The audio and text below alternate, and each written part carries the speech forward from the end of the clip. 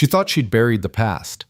But standing in that Manhattan gallery, face to face with the man who destroyed her, Lena Carter realized some ghosts refused to stay dead.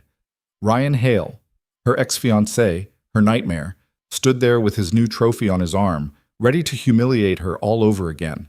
So she lied. She told him she was married. He laughed. He pushed. He didn't believe her.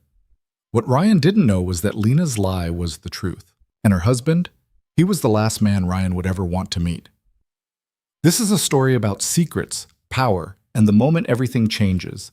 Stay until the end, hit that like button, and comment your city so I can see how far this story travels. Oh, the gallery smelled like money, expensive wine, designer perfume, and the kind of privilege that came with seven-figure price tags on abstract paintings that looked like accidents. Lena Carter stood near the back wall, champagne flute untouched in her hand, wondering why she'd let her friend Claire drag her here in the first place. "You need to get out more," Claire had said. "You can't spend every night buried in work." Lena worked at a community center in Brooklyn, helping single mothers navigate the welfare system and find stable housing. It wasn't glamorous, it didn't pay well, but it mattered, and that was more than she could say for whatever was happening in this sterile white room full of people who thought culture was something you bought. She was about to make her escape when she saw him, Ryan Hale, her ex-fiancé, the man she'd spent 2 years trying to forget. He stood near the entrance, tall and polished in a tailored suit that probably cost more than her monthly rent. His dark hair was perfectly styled, his smile that same calculated charm she'd once mistaken for genuine warmth. And on his arm was exactly the kind of woman Lena had always known he'd end up with. Blonde, beautiful, dripping in diamonds that caught the gallery lights like tiny stars. Lena's stomach dropped. She turned away quickly, hoping he hadn't seen her, already plotting her exit route. But Claire was nowhere in sight, probably chatting up some artist in another room, and the crowd had somehow thickened between Lena and the door. "Lena?" His voice, that same smooth, confident tone that used to make her feel special and now just made her feel sick. She closed her eyes briefly, steeling herself, then turned. Ryan was walking toward her, his fiancée gliding beside him like she owned the floor beneath her feet. His expression was surprise, but there was something else there too, that familiar glint of amusement that meant he'd found something to entertain himself with. "Lena Carter," he said, stopping a few feet away. "I almost didn't recognize you." It had been 3 years since she'd last seen him. 3 years since he'd told her she wasn't ambitious enough for the life he wanted. 3 years since he'd made it clear that a woman who worked at a nonprofit wasn't the kind of wife a venture capitalist needed on his arm. "Ryan," she said evenly. "Hello." His fiancée, Brittany, Bethany, something with a B, tilted her head, studying Lena like she was an interesting insect. "Is this someone you know, babe?" "Old friend," Ryan said smoothly, though the way he said friend made it clear they'd been much more than that. "Lena, this is Madison, my fiancée." "Madison." "Right. Congratulations," Lena said, because what else was she supposed to say? "Thank you." Madison's smile was bright and sharp. "We're getting married in the Hamptons this summer. It's going to be absolutely beautiful." "I'm sure it will be." Lena tried to move past them, but Ryan shifted slightly, blocking her path. It wasn't obvious, just a casual step that happened to cut off her escape route. "So what are you up to these days?" he asked. "Still doing that community center thing?" The way he said it made her work sound like a hobby, like something quaint she'd eventually grow out of. "Yes," she said. "Still doing that." "That's nice." His tone was patronizing. "I mean, it's good to have hobbies. Keep yourself busy." Madison laughed, a light tinkling sound that made Lena want to throw her champagne in the woman's face. "Ryan always says it's important to give back. We donate to several charities every year." "How generous," Lena said flatly. Ryan's eyes narrowed slightly. He'd always hated when she didn't play along with his narrative. "You look tired, Lena. Are you taking care of yourself?" There it was, the opening shot. "I'm fine, Ryan. Because you really should think about your appearance more. First impressions matter, especially if you're trying to—" He gestured vaguely at the gallery around them. "Network in spaces like this." Lena's jaw tightened. She'd forgotten how good he was at this, the subtle digs wrapped in false concern, making her feel small without saying anything overtly cruel. I'm not here to network, she said quietly. I'm here with a friend. Oh? Ryan glanced around. Where is this friend? She's... Lena looked around and realized she still couldn't see Claire anywhere. She's around. Ryan's smile widened. Still showing up to places alone then? Madison touched his arm lightly. Babe, we should go say hi to the Hendersons. But Ryan wasn't done. Lena could see it in his eyes, that predatory gleam that meant he'd sensed weakness and was about to go in for the kill. You know, Lena, I've been thinking about you lately, he said, wondering how you've been. If you ever moved on. I've moved on. Really? He raised an eyebrow.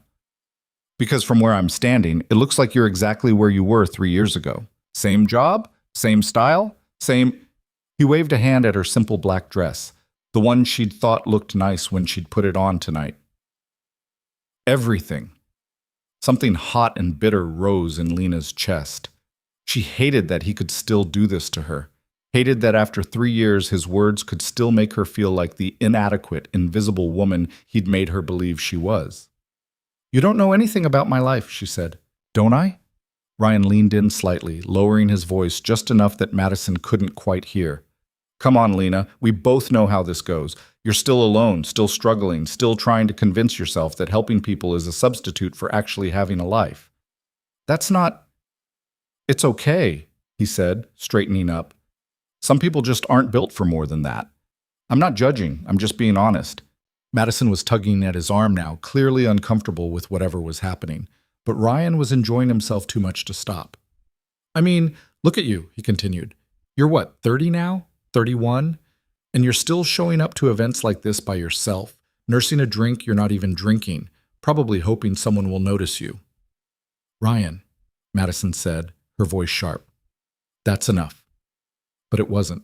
Ryan was on a roll now, his smile growing wider as he watched the color drain from Lena's face. Remember when you used to talk about the future, he said? About getting married, having a family? I wonder what happened to all those dreams. Lena's hands were shaking. She set the champagne flute down on a nearby table before she dropped it. They're fine, she said quietly. My dreams are fine. Are they? Ryan laughed. Because it seems to me like you're exactly where I left you. Alone, ordinary, forgotten. And that was it. That was the line that broke something inside her. Maybe it was the champagne she'd had earlier on an empty stomach. Maybe it was the 3 years of resentment she'd been carrying. Maybe it was just the fact that she was tired, so tired, of men like Ryan making her feel like she didn't matter. Whatever it was, Lena heard herself say something she absolutely should not have said. I'm married. The words came out quiet but clear, final. Ryan blinked. What?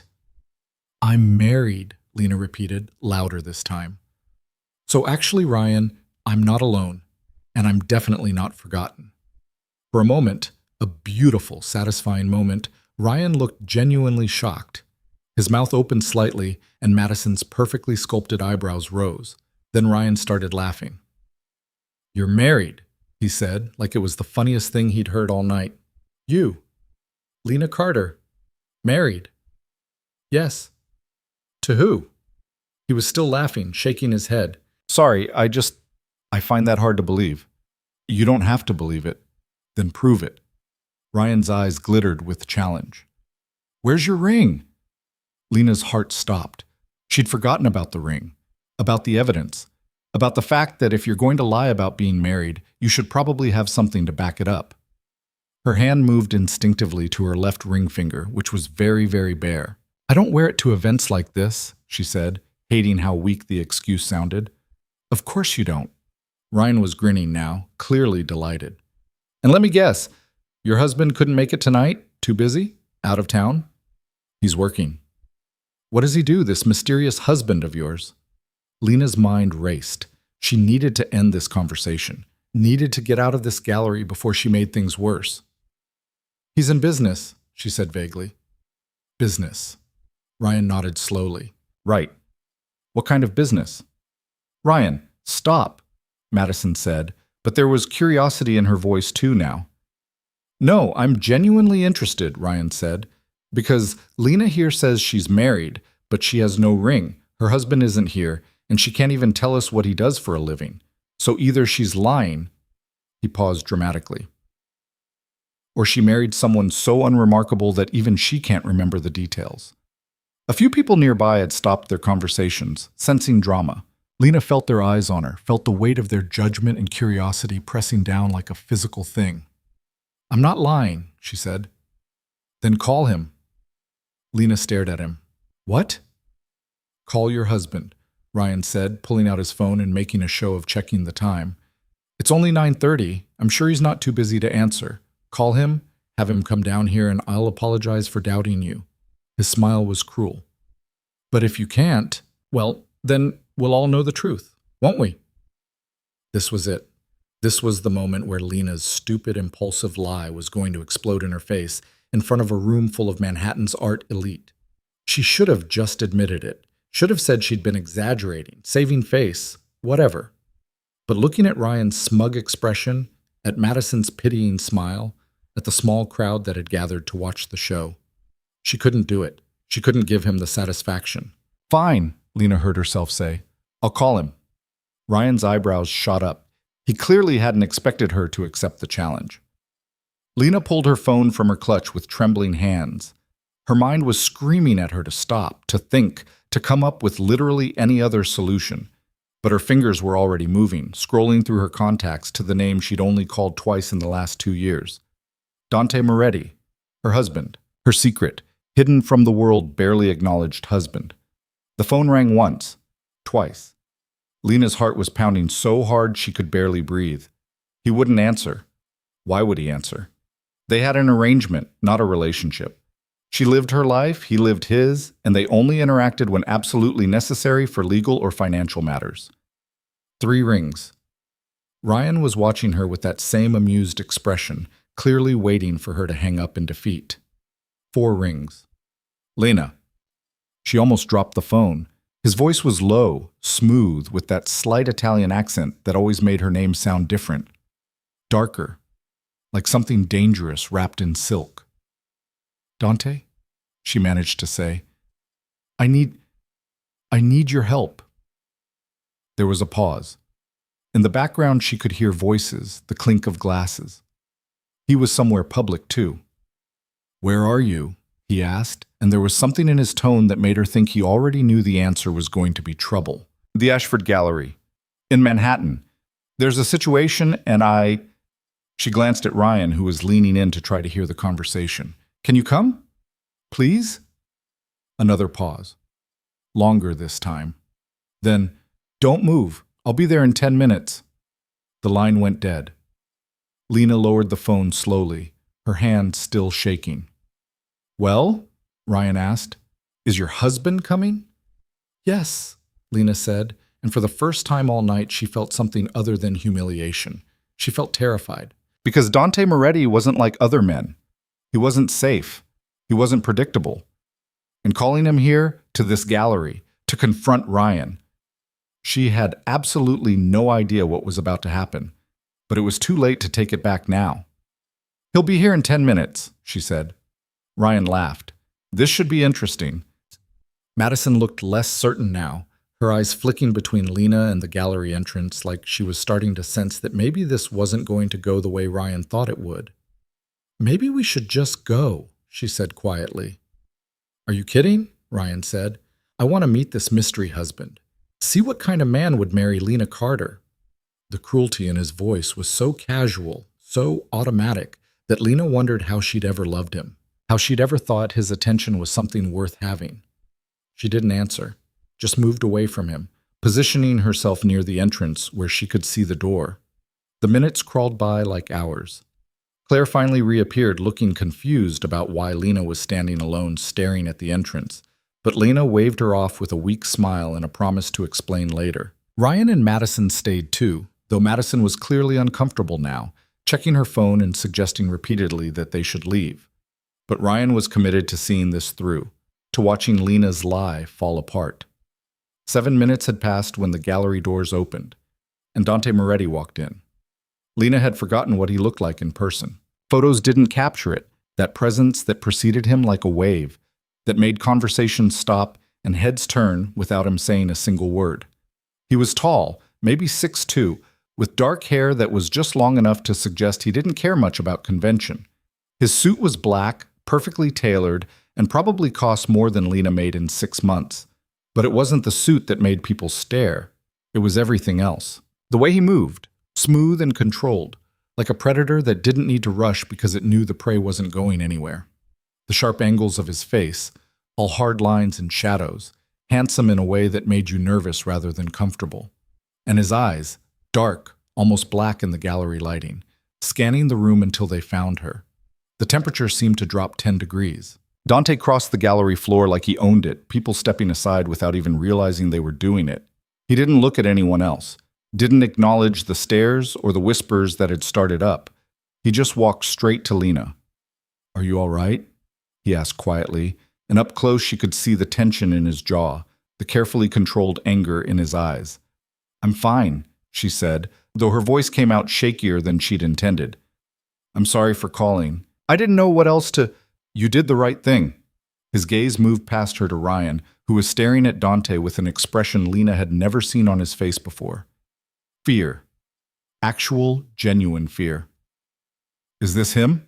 Dante asked, his voice dropping even lower. "Yes," Lena said. "This is Ryan Hale, my ex-fiancé." Something flickered in Dante's expression, something dark and dangerous that made Lena's breath catch. He looked at Ryan for a long moment, then back at Lena. "What did he do?"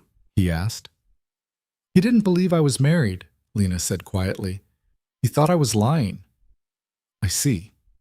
Dante's hand moved to the small of her back, possessive, protective, unmistakably claiming, "Shall we correct that misunderstanding?"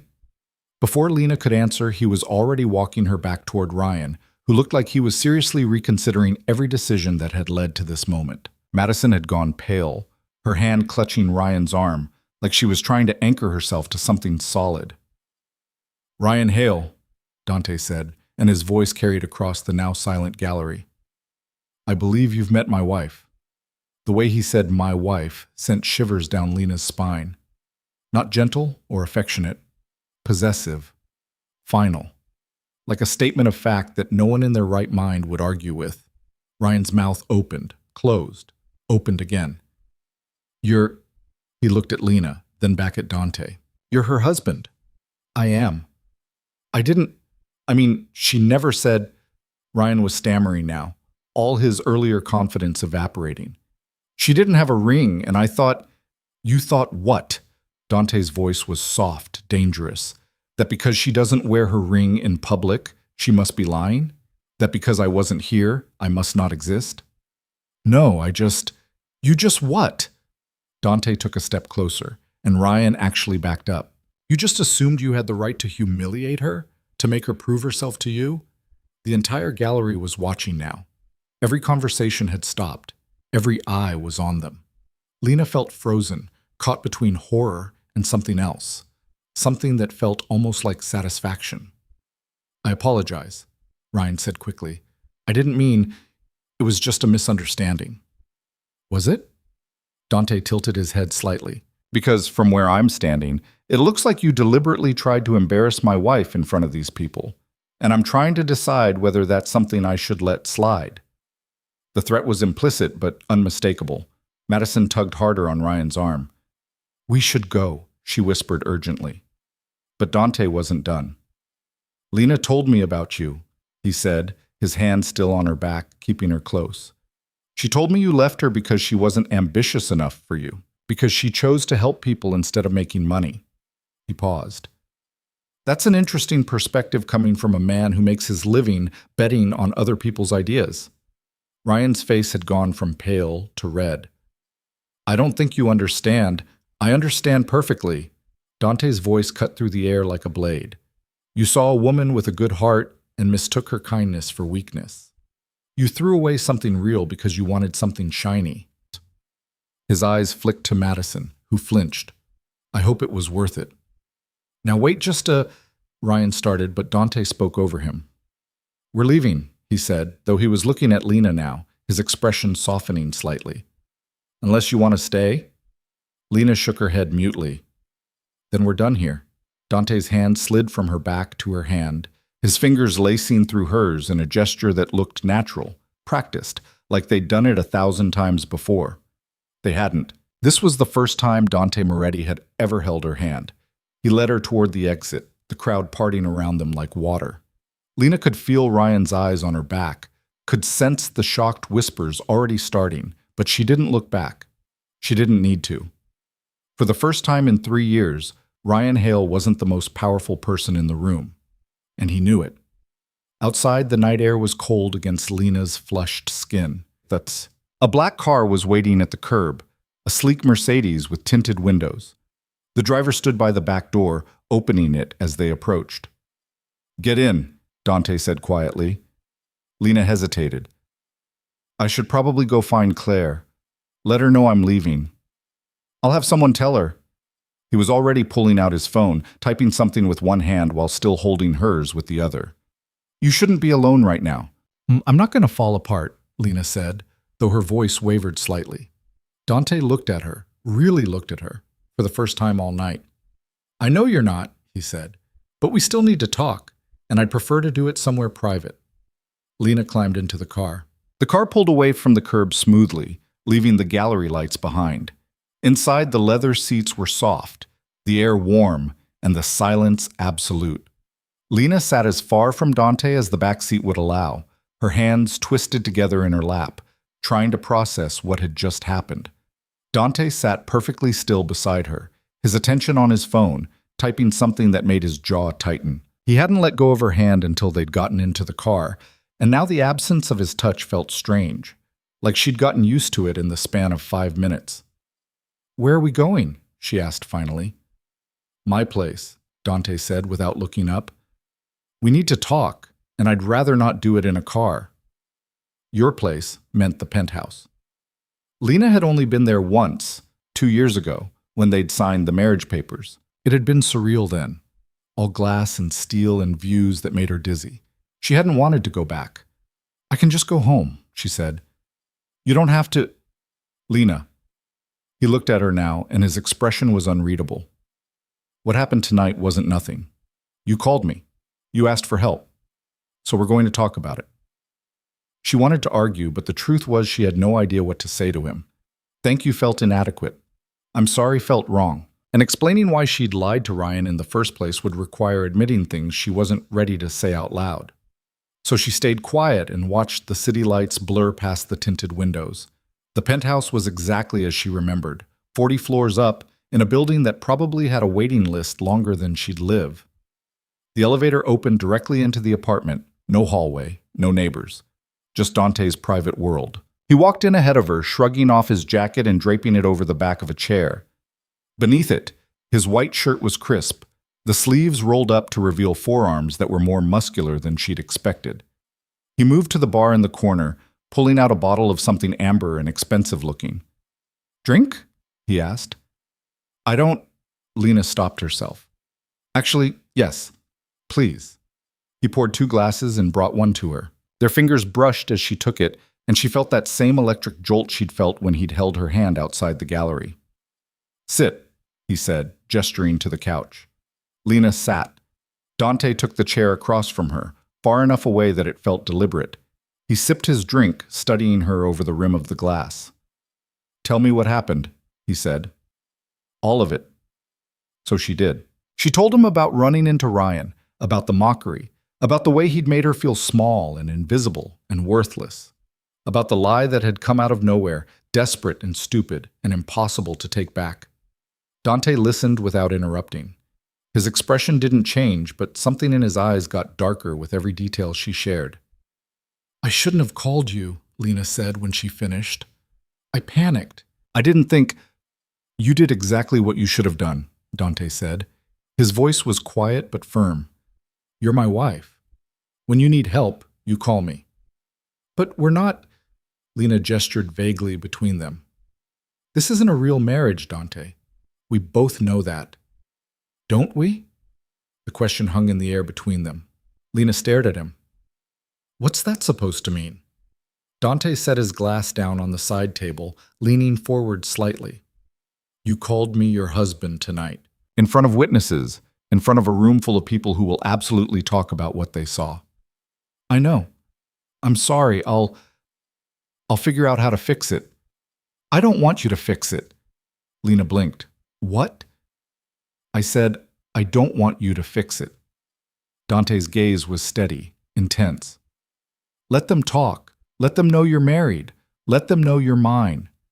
The possessiveness in his voice made her breath catch. Dante, this is insane. We can't just, people will ask questions. They'll want to know why we've been hiding it, why I don't wear a ring, why we don't, she gestured helplessly, why we don't act like a married couple. So we start acting like one. Lena stood up, needing to move, needing space. She walked to the floor-to-ceiling windows that overlooked Manhattan, the city spread out below like a carpet of lights. You can't be serious, she said. I'm completely serious. Why? She turned to face him. Why would you want that? We made an arrangement, Dante. I needed money for my mother's medical bills. You needed a wife for legal reasons. That's it. That's all this was supposed to be. And if I told you it was never that simple? Lena's heart was pounding. What are you talking about? Dante stood slowly, moving toward her with that same controlled grace he'd shown in the gallery. He stopped a few feet away, close enough that she could see the faint stubble along his jaw, the way his shirt pulled across his shoulders. Do you remember where we met? He asked. At the hospital, Lena said. You were visiting someone. I was sitting in the waiting room. You were crying. She had been. It had been one of the worst days of her life, the day the doctors had told her that her mother needed a surgery that cost more money than Lena would make in 5 years. That without it, she had maybe 6 months. Lena had gone to the hospital chapel, not to pray, but because it was the only place quiet enough to fall apart without disturbing anyone. Except when she'd gotten there, Dante had been sitting in one of the pews, staring at nothing. She'd tried to leave, but he'd heard her, turned around, seen her tears. You asked if I was okay, Lena said softly. You said you were fine. Dante's mouth curved slightly. You were a terrible liar even then. You gave me your card, told me to call if I needed help. And 2 weeks later, you did. Lena remembered that phone call, how desperate she'd been, how humiliating it had felt to ask a stranger for money. She'd expected him to hang up, to tell her he'd been being polite, that he hadn't actually meant it. Instead, he'd said, "Meet me tomorrow. I have a proposition." The proposition had been simple: marriage. He needed a wife for complicated legal reasons involving his business and an inheritance from a grandmother who'd had very specific ideas about family. She needed money. They'd sign a contract, keep it quiet, live separate lives, and in 2 years they could divorce and both get what they needed. It had seemed too good to be true, but Lena had been desperate enough not to question it. I still don't understand, she said now. Why did you help me? You didn't know me. I knew enough. What does that mean? Dante moved closer, and Lena found herself backing up until she hit the window. He braced one hand against the glass beside her head, not touching her but close enough that she could feel the heat coming off him. It means I'd been watching you, he said quietly. Lena's eyes widened. Watching me? Not like that. Something that might have been amusement flickered in his expression. I'd seen you at the hospital before, visiting your mother. I asked one of the nurses about you. You asked about me.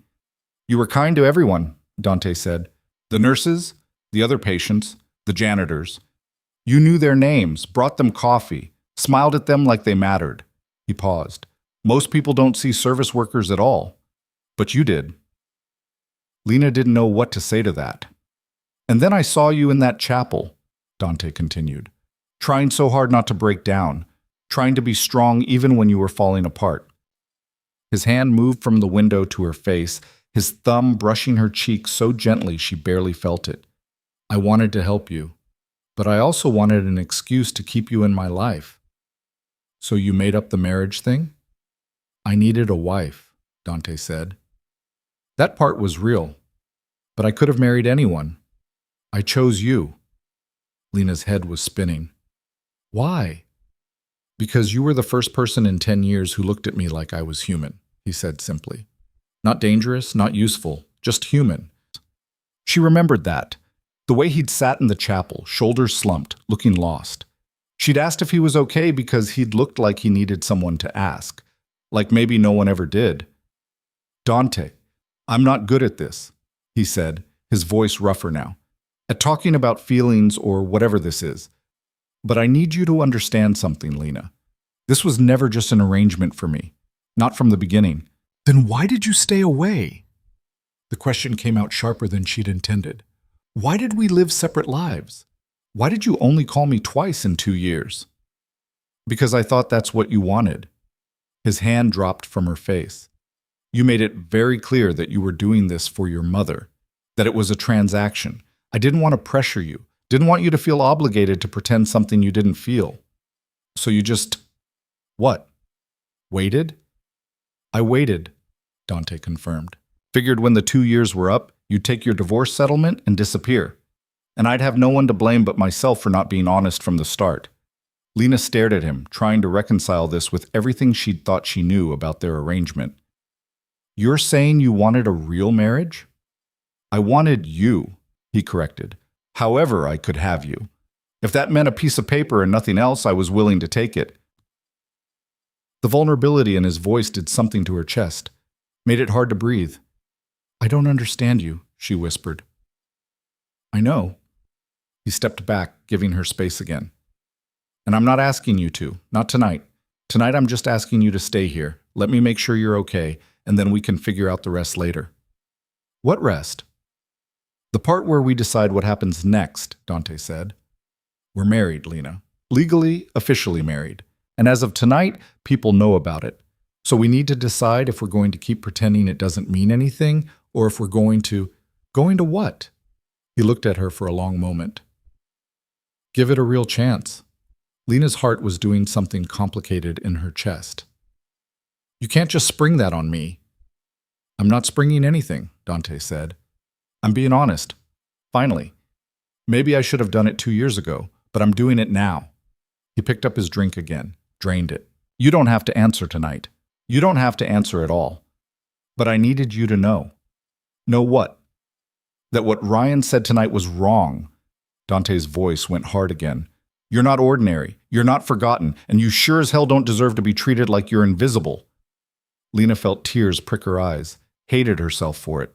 She'd cried enough tonight. I need air, she said. There's a balcony through there.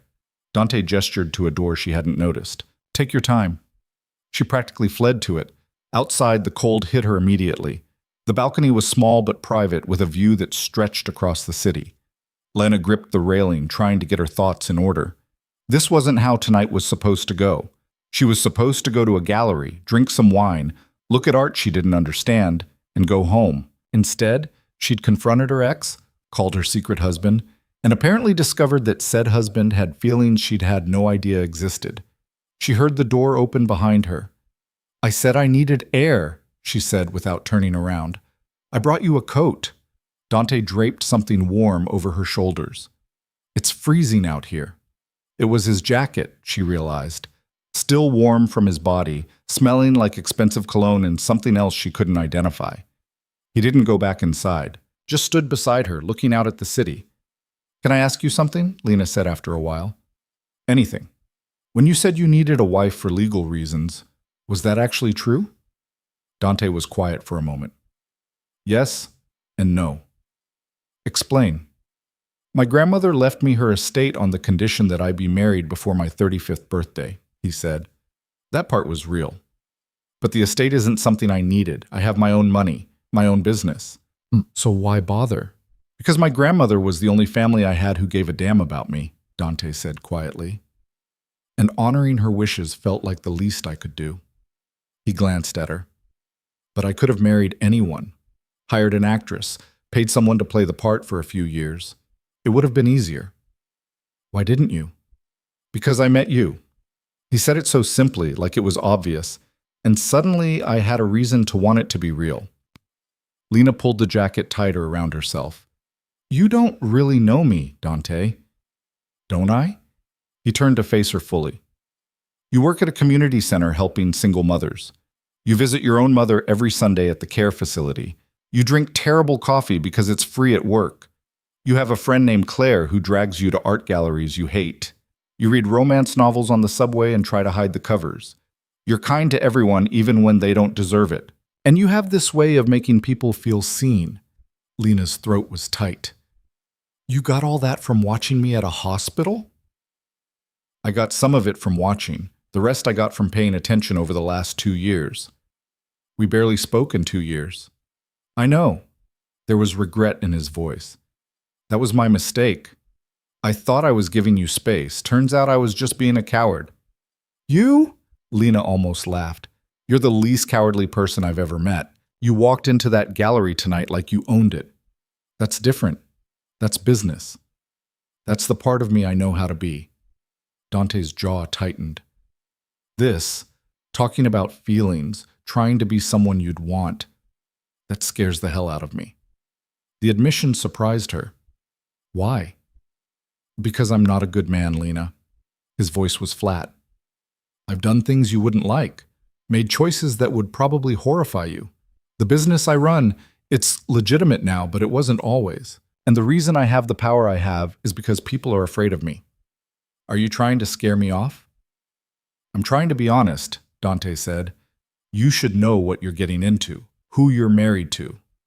Lena studied his face, the hard lines and shadows, the way he held himself like he expected her to flinch away. Ryan was afraid of you tonight, she said. I saw it. Good. Why did he recognize you? Dante's mouth curved slightly. Because 3 years ago, when you and Ryan broke up, I made it my business to know who'd hurt you. Turned out your ex-fiance's venture capital firm was involved in some questionable deals. I acquired enough shares in their company to make his life uncomfortable for a while. Lena's eyes widened. You went after him? I encouraged some of his investors to reconsider their positions, Dante said calmly. His firm lost a few major deals, nothing permanent, but enough that he'd remember my name. That's... Lena didn't know whether to be horrified or impressed. That's insane. That's protective. Dante's expression didn't change. He hurt you. I didn't like it. We weren't even married yet when Ryan and I broke up. No, but I already knew I was going to ask you, and I don't let people hurt what's mine. There it was again. That possessiveness. That certainty. Lena should have been bothered by it, should have pushed back against the idea of being his when they'd barely had a relationship at all. But instead, she felt something warm unfurl in her chest. You're intense, she said. I know. And kind of terrifying. Also true. And you're telling me you've been carrying a torch for me for 2 years based on seeing me be nice to nurses? Dante's expression softened slightly. When you put it that way, it sounds ridiculous. It is ridiculous. Maybe. He moved closer, and this time Lena didn't back away. But it's also true. The air between them felt charged, electric. Lena could feel her pulse in her throat. I don't know what to do with this, she admitted. You don't have to do anything tonight, Dante said. But I meant what I said inside. We're married. People know. And I'm not interested in pretending anymore. Pretending what? That this is temporary. That you're just a name on a piece of paper. His hand came up to her face again, and this time she didn't pull away. I want you to stay, not as some arrangement, as my wife. Dante, I know it's fast. I know this isn't how normal relationships work. But we're already married, Lena. We've been married for 2 years. Maybe it's time we actually tried being married. She wanted to say yes.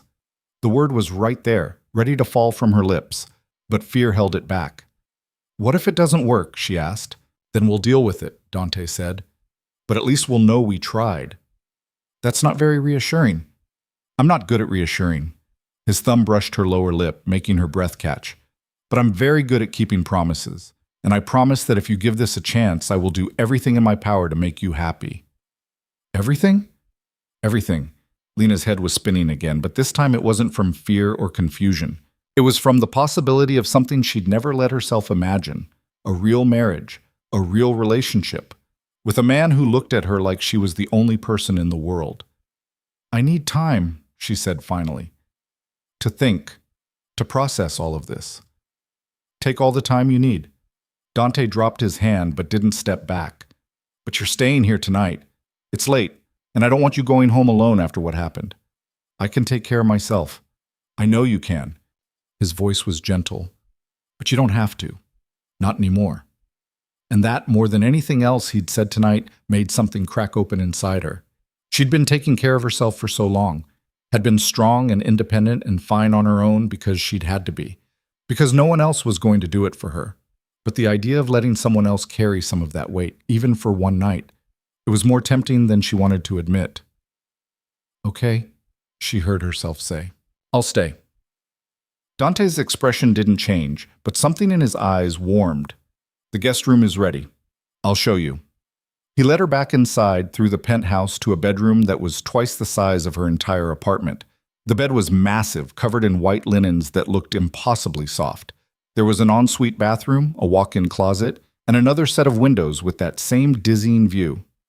"There are clothes in the closet if you need them," Dante said. "Toothbrush and everything else in the bathroom." "You keep guest clothes?" "I keep your clothes." At her confused look, he added, "I bought them when we got married. Thought you might need them eventually." Lena opened the closet and found it full of things in exactly her size. Jeans, sweaters, dresses, pajamas, all brand new, tags still on. "This is—" She turned to look at him. "You've been planning this." "Hoping for it," Dante corrected. "There's a difference." She didn't know what to say to that. "Get some sleep," he said. "We'll talk more in the morning." He started to leave, but Lena's voice stopped him. "Dante?" He turned back. "Thank you," she said quietly. "For tonight. For coming when I called. For—" She gestured helplessly. "For all of it." His expression softened in a way that made him look younger, less dangerous. "You're my wife, Lena. You never have to thank me for that." Then he was gone, closing the door softly behind him. Lena stood in the middle of the guest room, Dante's jacket still around her shoulders, and tried to make sense of the last few hours.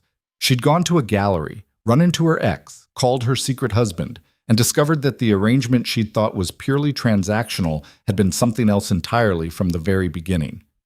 Her phone buzzed in her clutch. A text from Claire. "OMG, who was that man? Call me immediately." Lena smiled despite everything. Tomorrow she'd have to explain. Tomorrow she'd have to figure out what all of this meant. But tonight, she was going to sleep in a bed that felt like clouds, in a penthouse that overlooked the city, knowing that somewhere in this same apartment was a man who'd been waiting 2 years for her to realize he'd wanted her all along. She changed into the pajamas she found in the closet, silk, expensive, perfect fit, and climbed into bed. And for the first time in 3 years, Lena Carter fell asleep feeling something other than invisible. She felt wanted, protected, seen. And maybe, just maybe, she was starting to feel something else too.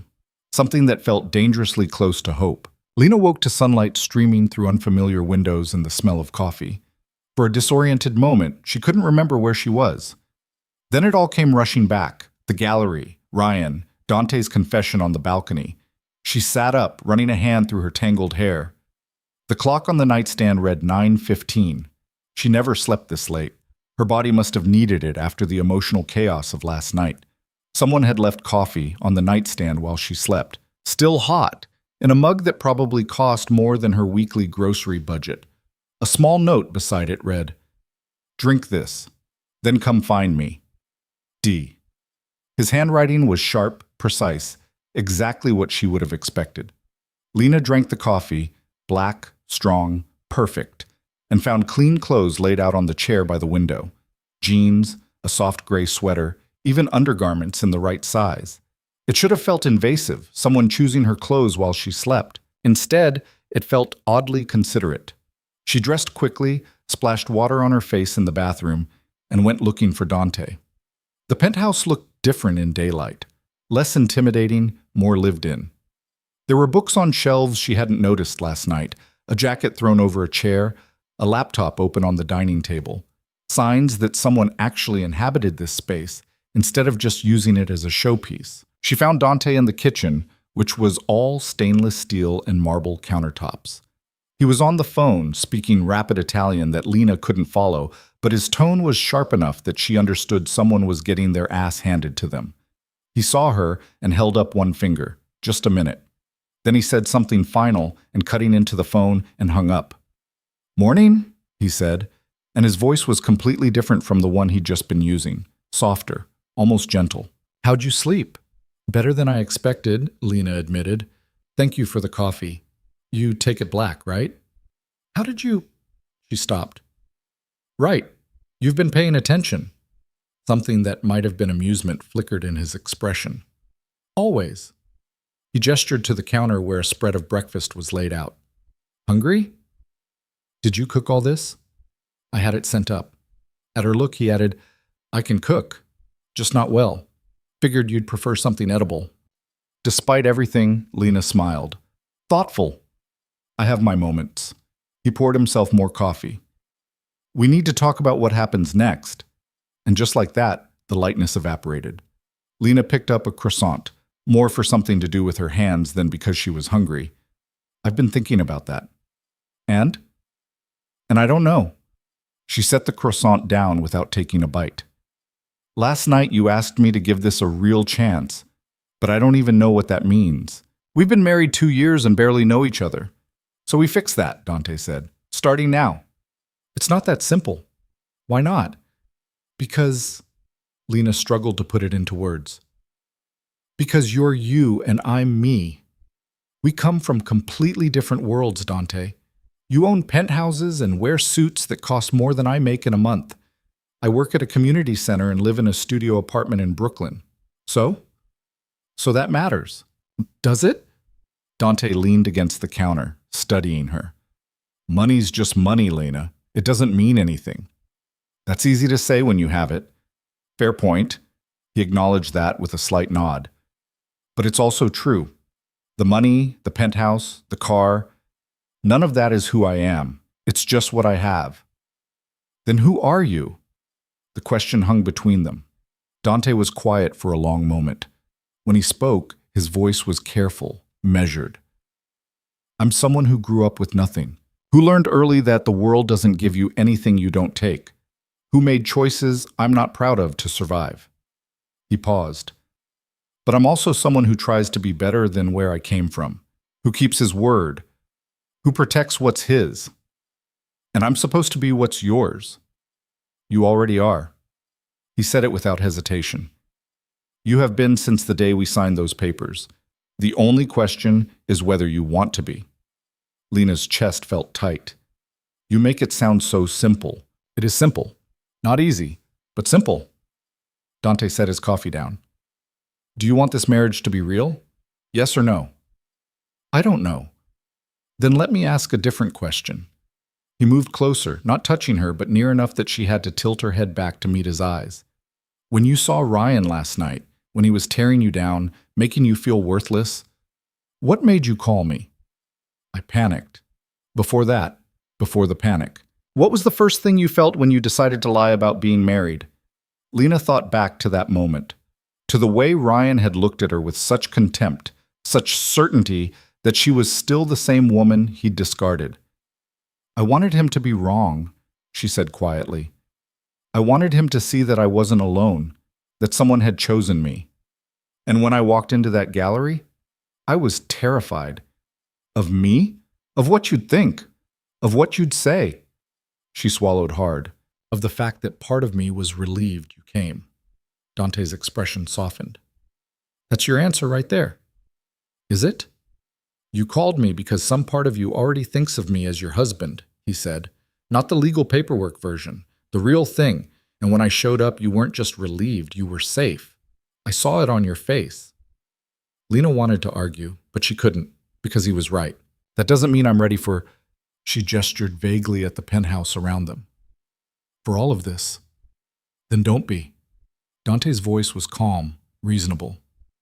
Keep your apartment, keep your job, keep your life exactly as it is.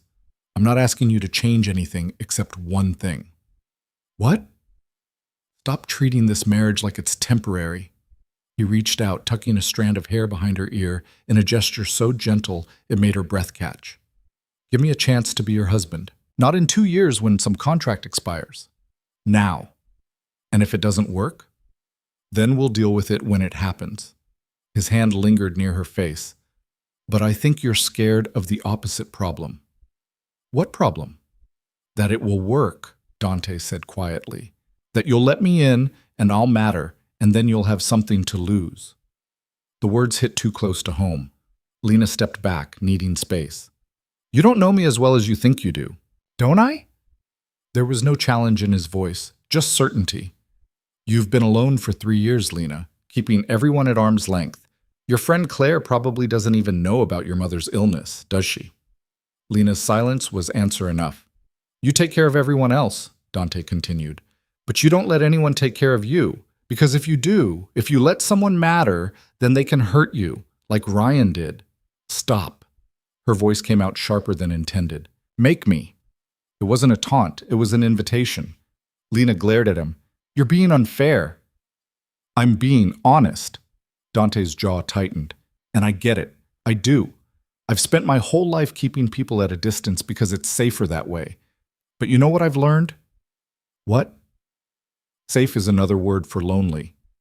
He moved closer again, and this time when he reached for her, he didn't stop at her face. His hand settled on her waist, warm through the sweater. And I'm tired of being lonely. Aren't you? Lena's heart was pounding. This is insane. Probably. We barely know each other. Then let's fix that. His thumbs brushed her sides, barely a touch but enough to make her shiver. Stay. Not forever if you don't want to. Just for now. Let me take you to dinner. Let me learn what makes you laugh. Let me prove that this doesn't have to be complicated. Everything about you is complicated. Fair. The corner of his mouth lifted. But you're not afraid of complicated. You work with people in crisis every day. You navigate bureaucracy and red tape and impossible situations. This is just another impossible situation. That's not exactly a romantic pitch. I'm not romantic.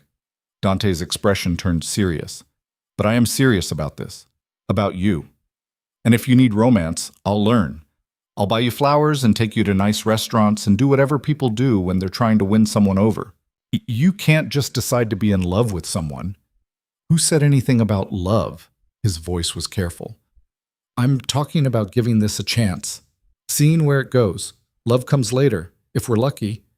Lena stared at him, trying to find the angle, the trick, the reason this couldn't possibly be what it seemed. But all she saw was a man who'd shown up when she called, who'd defended her without being asked, who'd been waiting 2 years for her to see him. I need rules, she heard herself say. Dante blinked. Rules? If we're doing this, and I'm not saying we are, but if we are, I need boundaries. Structure. She pulled away from his grip, pacing to the window. I can't just move in here and play house. That's not how I work. Okay. Dante's voice was carefully neutral. What do you need? I keep my apartment, Lena said. For now. I need my own space. Done. I keep my job. I'm not going to sit around all day being your wife. I wouldn't want you to. And we take this slow. She turned to face him. I mean it, Dante. I'm not jumping into bed with you just because we're legally married. Something flickered in his expression. Disappointment, maybe, or frustration, but he nodded. Slow. I can do slow. Really? I've waited 2 years, he said. I can wait a little longer. Lena studied him, looking for signs that he was lying, that this was some game, but he just looked patient, like he'd wait forever if that's what she needed. Okay, she said finally. We can try. The smile that crossed Dante's face was small but genuine. Yeah? Yeah. Lena felt something loosen in her chest. But I'm serious about the rules, and the first rule is that you have to be honest with me about everything. No more secrets. No more secrets, Dante agreed. What else? I want to know about your business, the legitimate parts and the parts that aren't. At his expression, she added, You said you've done things I wouldn't like. I need to know what those things are. I can't be married to someone if I don't know who they really are. Dante's jaw tightened. Some of those stories aren't pretty. I'm not asking for pretty. I'm asking for true. He was quiet for a long moment. Then he nodded slowly. All right, but not today. Today I want to take you somewhere. Where? It's a surprise. At her skeptical look, he added, A good surprise, I promise. I don't like surprises. You'll like this one. He pulled out his phone, typing something quickly. Go get your coat. We're leaving in 10 minutes. Dante, trust me. He looked up from his phone, and his expression was so open, so hopeful, that Lena felt her resistance crumbling. Please. So she got her coat. 20 minutes later, they were in Dante's car, driving through Manhattan with no explanation of where they were going. The driver, a quiet man named Marco, who Dante introduced with obvious trust, navigated the traffic smoothly while Dante sat beside her in the back seat, closer than strictly necessary. Are you going to tell me where we're going? Lena asked. Nope. That's not reassuring. It's not supposed to be reassuring. It's supposed to be a surprise. Dante glanced at her. You don't like not being in control, do you? Does anyone? Most people hate it, but you. He studied her face. It's more than that. You need to know what's coming because if you don't, you can't prepare for it. Amateur psychology now? Observation. His hand found hers on the seat between them, fingers threading through hers like they'd done it 1,000 times. You can relax, you know. I'm not going to let anything bad happen to you. The scary part was that Lena believed him. They drove for maybe 30 minutes, leaving Manhattan behind and heading into Queens. The neighborhood got quieter, more residential, until Marco pulled up in front of a care facility that looked familiar. Very familiar. This is where my mother lives, Lena said slowly. I know.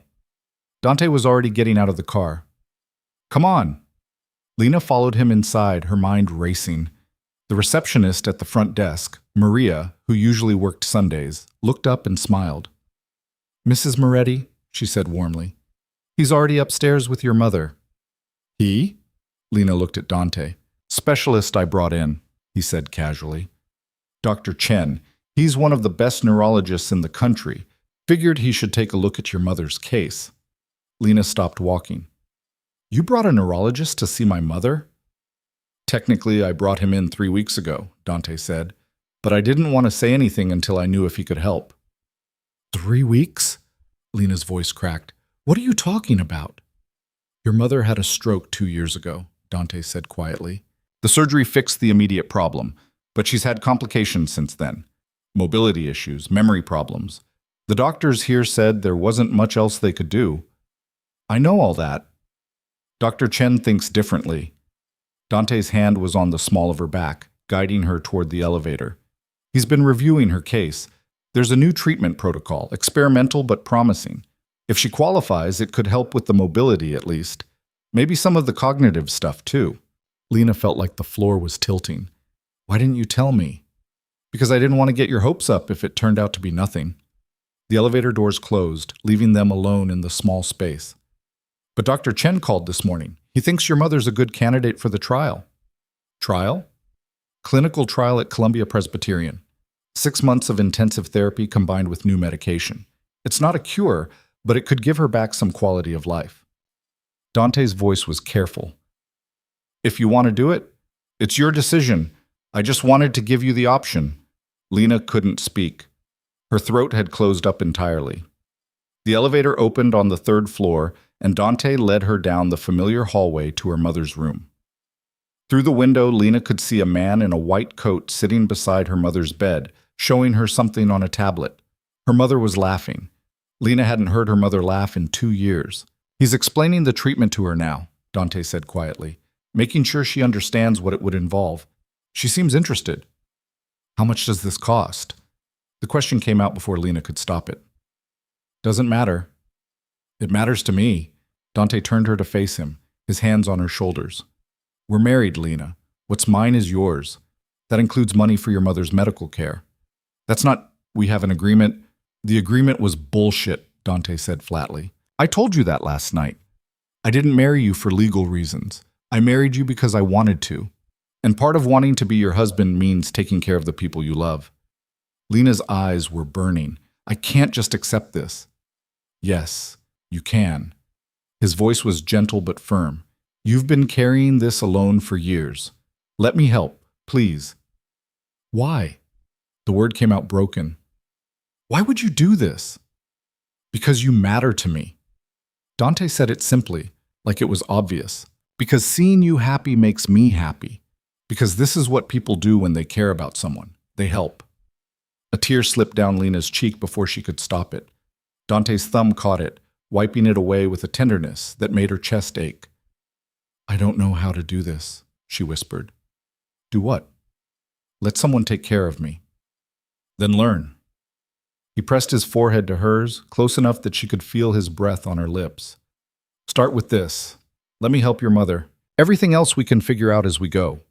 Lena wanted to argue, wanted to insist she could handle it herself, that she didn't need his money or his help, or his carefully arranged consultations with world-class specialists. But the truth was, she was tired. Tired of fighting everything alone. Tired of pretending she had it all under control when she was barely holding it together. And her mother was laughing in that room. Actually, laughing.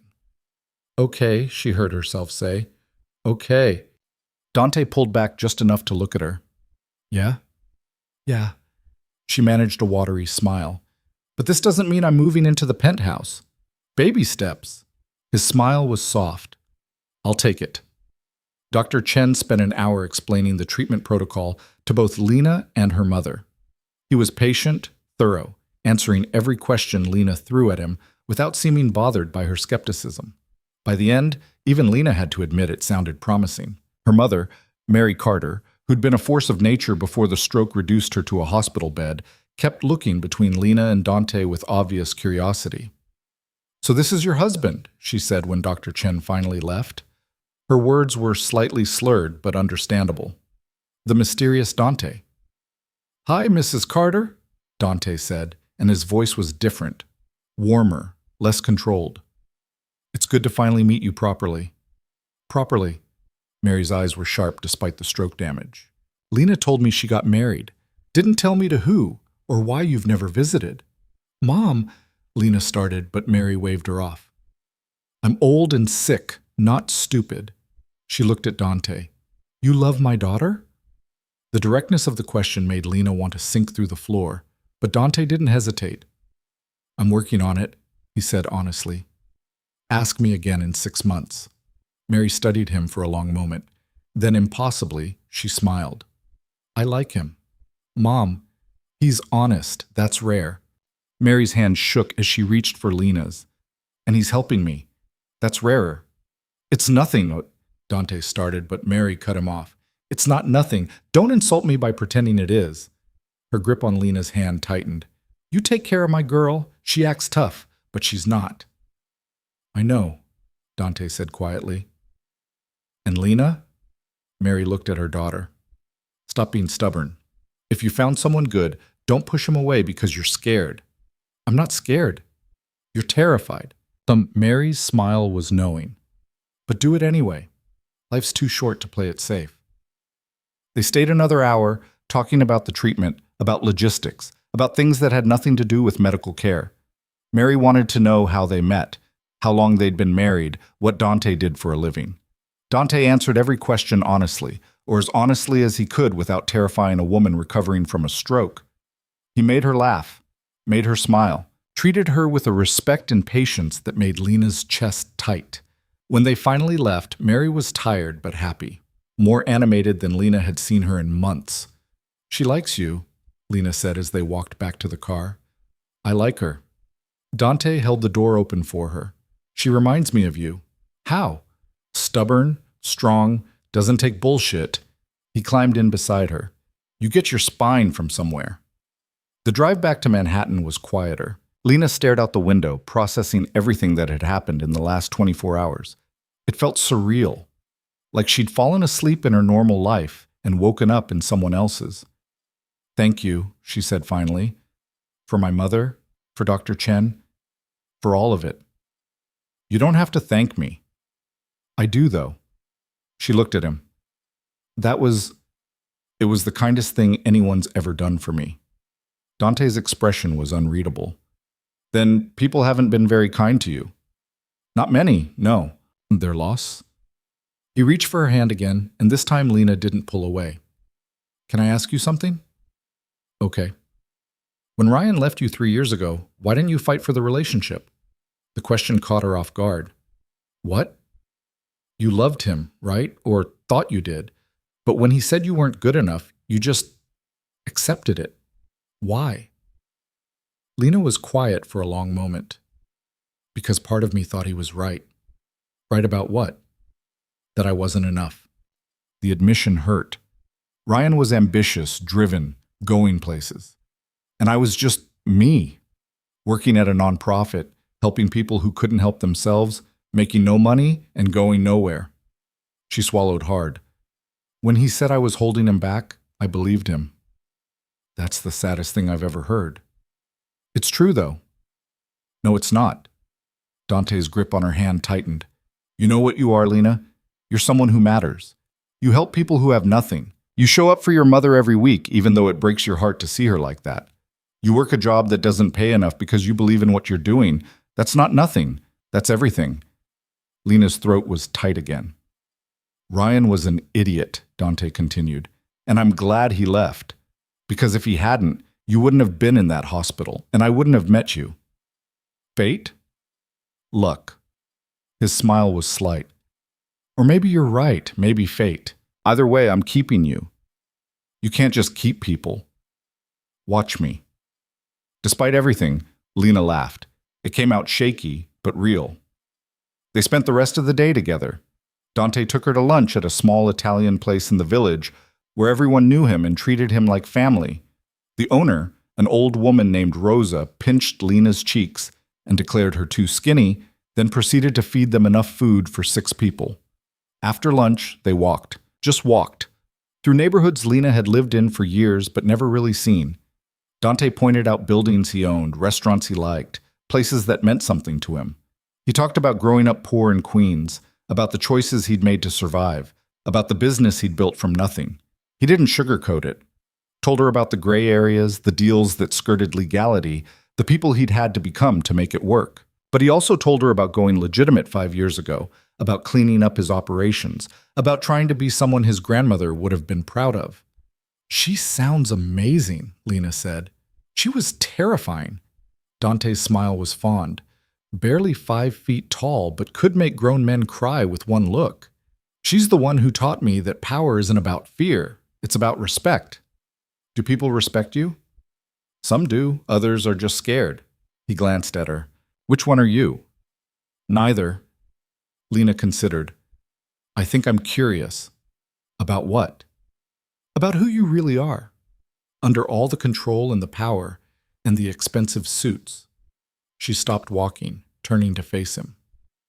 You've told me about your business, about your past, but you haven't told me about you.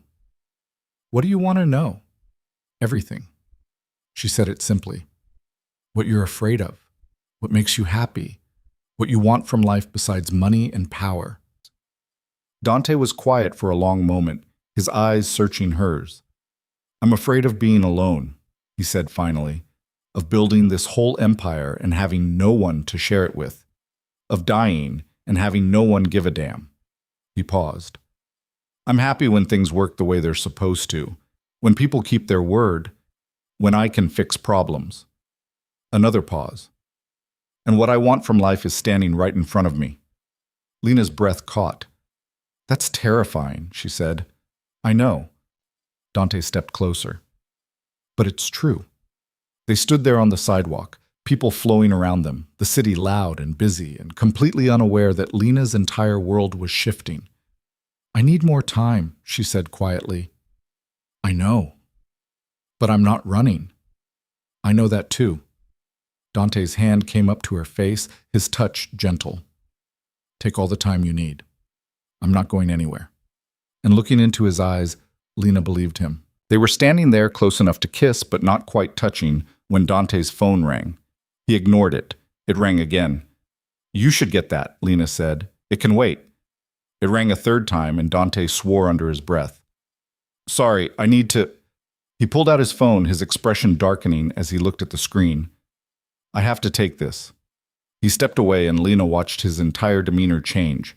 The warmth disappeared, replaced by something cold and dangerous. He spoke in rapid Italian, his voice sharp, and even though Lena couldn't understand the words, she understood the tone. Something was wrong. When he hung up, his jaw was tight. What is it? Lena asked. Nothing you need to worry about. Dante, it's business. He was already texting someone, his fingers moving fast. I need to handle something. Can I take you home? To the penthouse?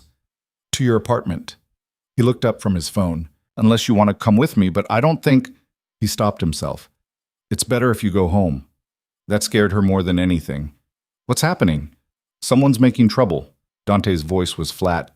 Someone who should know better. I need to remind them why that's a bad idea. Is it dangerous? Not for me. He touched her face briefly. But I don't want you anywhere near it. Lena wanted to argue, wanted to insist she could handle whatever this was. But the look in Dante's eyes stopped her. This was the part of his life he'd warned her about, the part that wasn't pretty. Okay, she said. But you call me when it's done, so I know you're okay. Something in his expression softened. You worried about me? Apparently. Dante smiled, quick and genuine. I'll call. I promise. Marco drove her back to Brooklyn, Brooklyn, to the studio apartment she'd been living in for 3 years. It looked smaller than she remembered, shabbier. After spending the night in Dante's penthouse, her whole life looked different. She spent the evening trying to work, to distract herself, but her mind kept drifting to Dante, to whatever he was doing, to whether he was safe. Her phone finally rang at 11:30. It's done, Dante said when she answered. He sounded tired. Are you okay? I'm fine. Problems handled. What was the problem? Someone thought they could move product through my territory without permission. His voice was matter-of-fact. They were wrong. Did you... Lena didn't know how to ask the question. Did I hurt them? Dante finished. No, didn't have to. Just made it clear that respect goes both ways. Lena didn't know whether to be relieved or disturbed that he knew exactly what she'd been about to ask. Get some sleep, Dante said. I'll see you tomorrow. Tomorrow? I'm taking you to dinner, 7 o'clock. Wear something nice. Dante.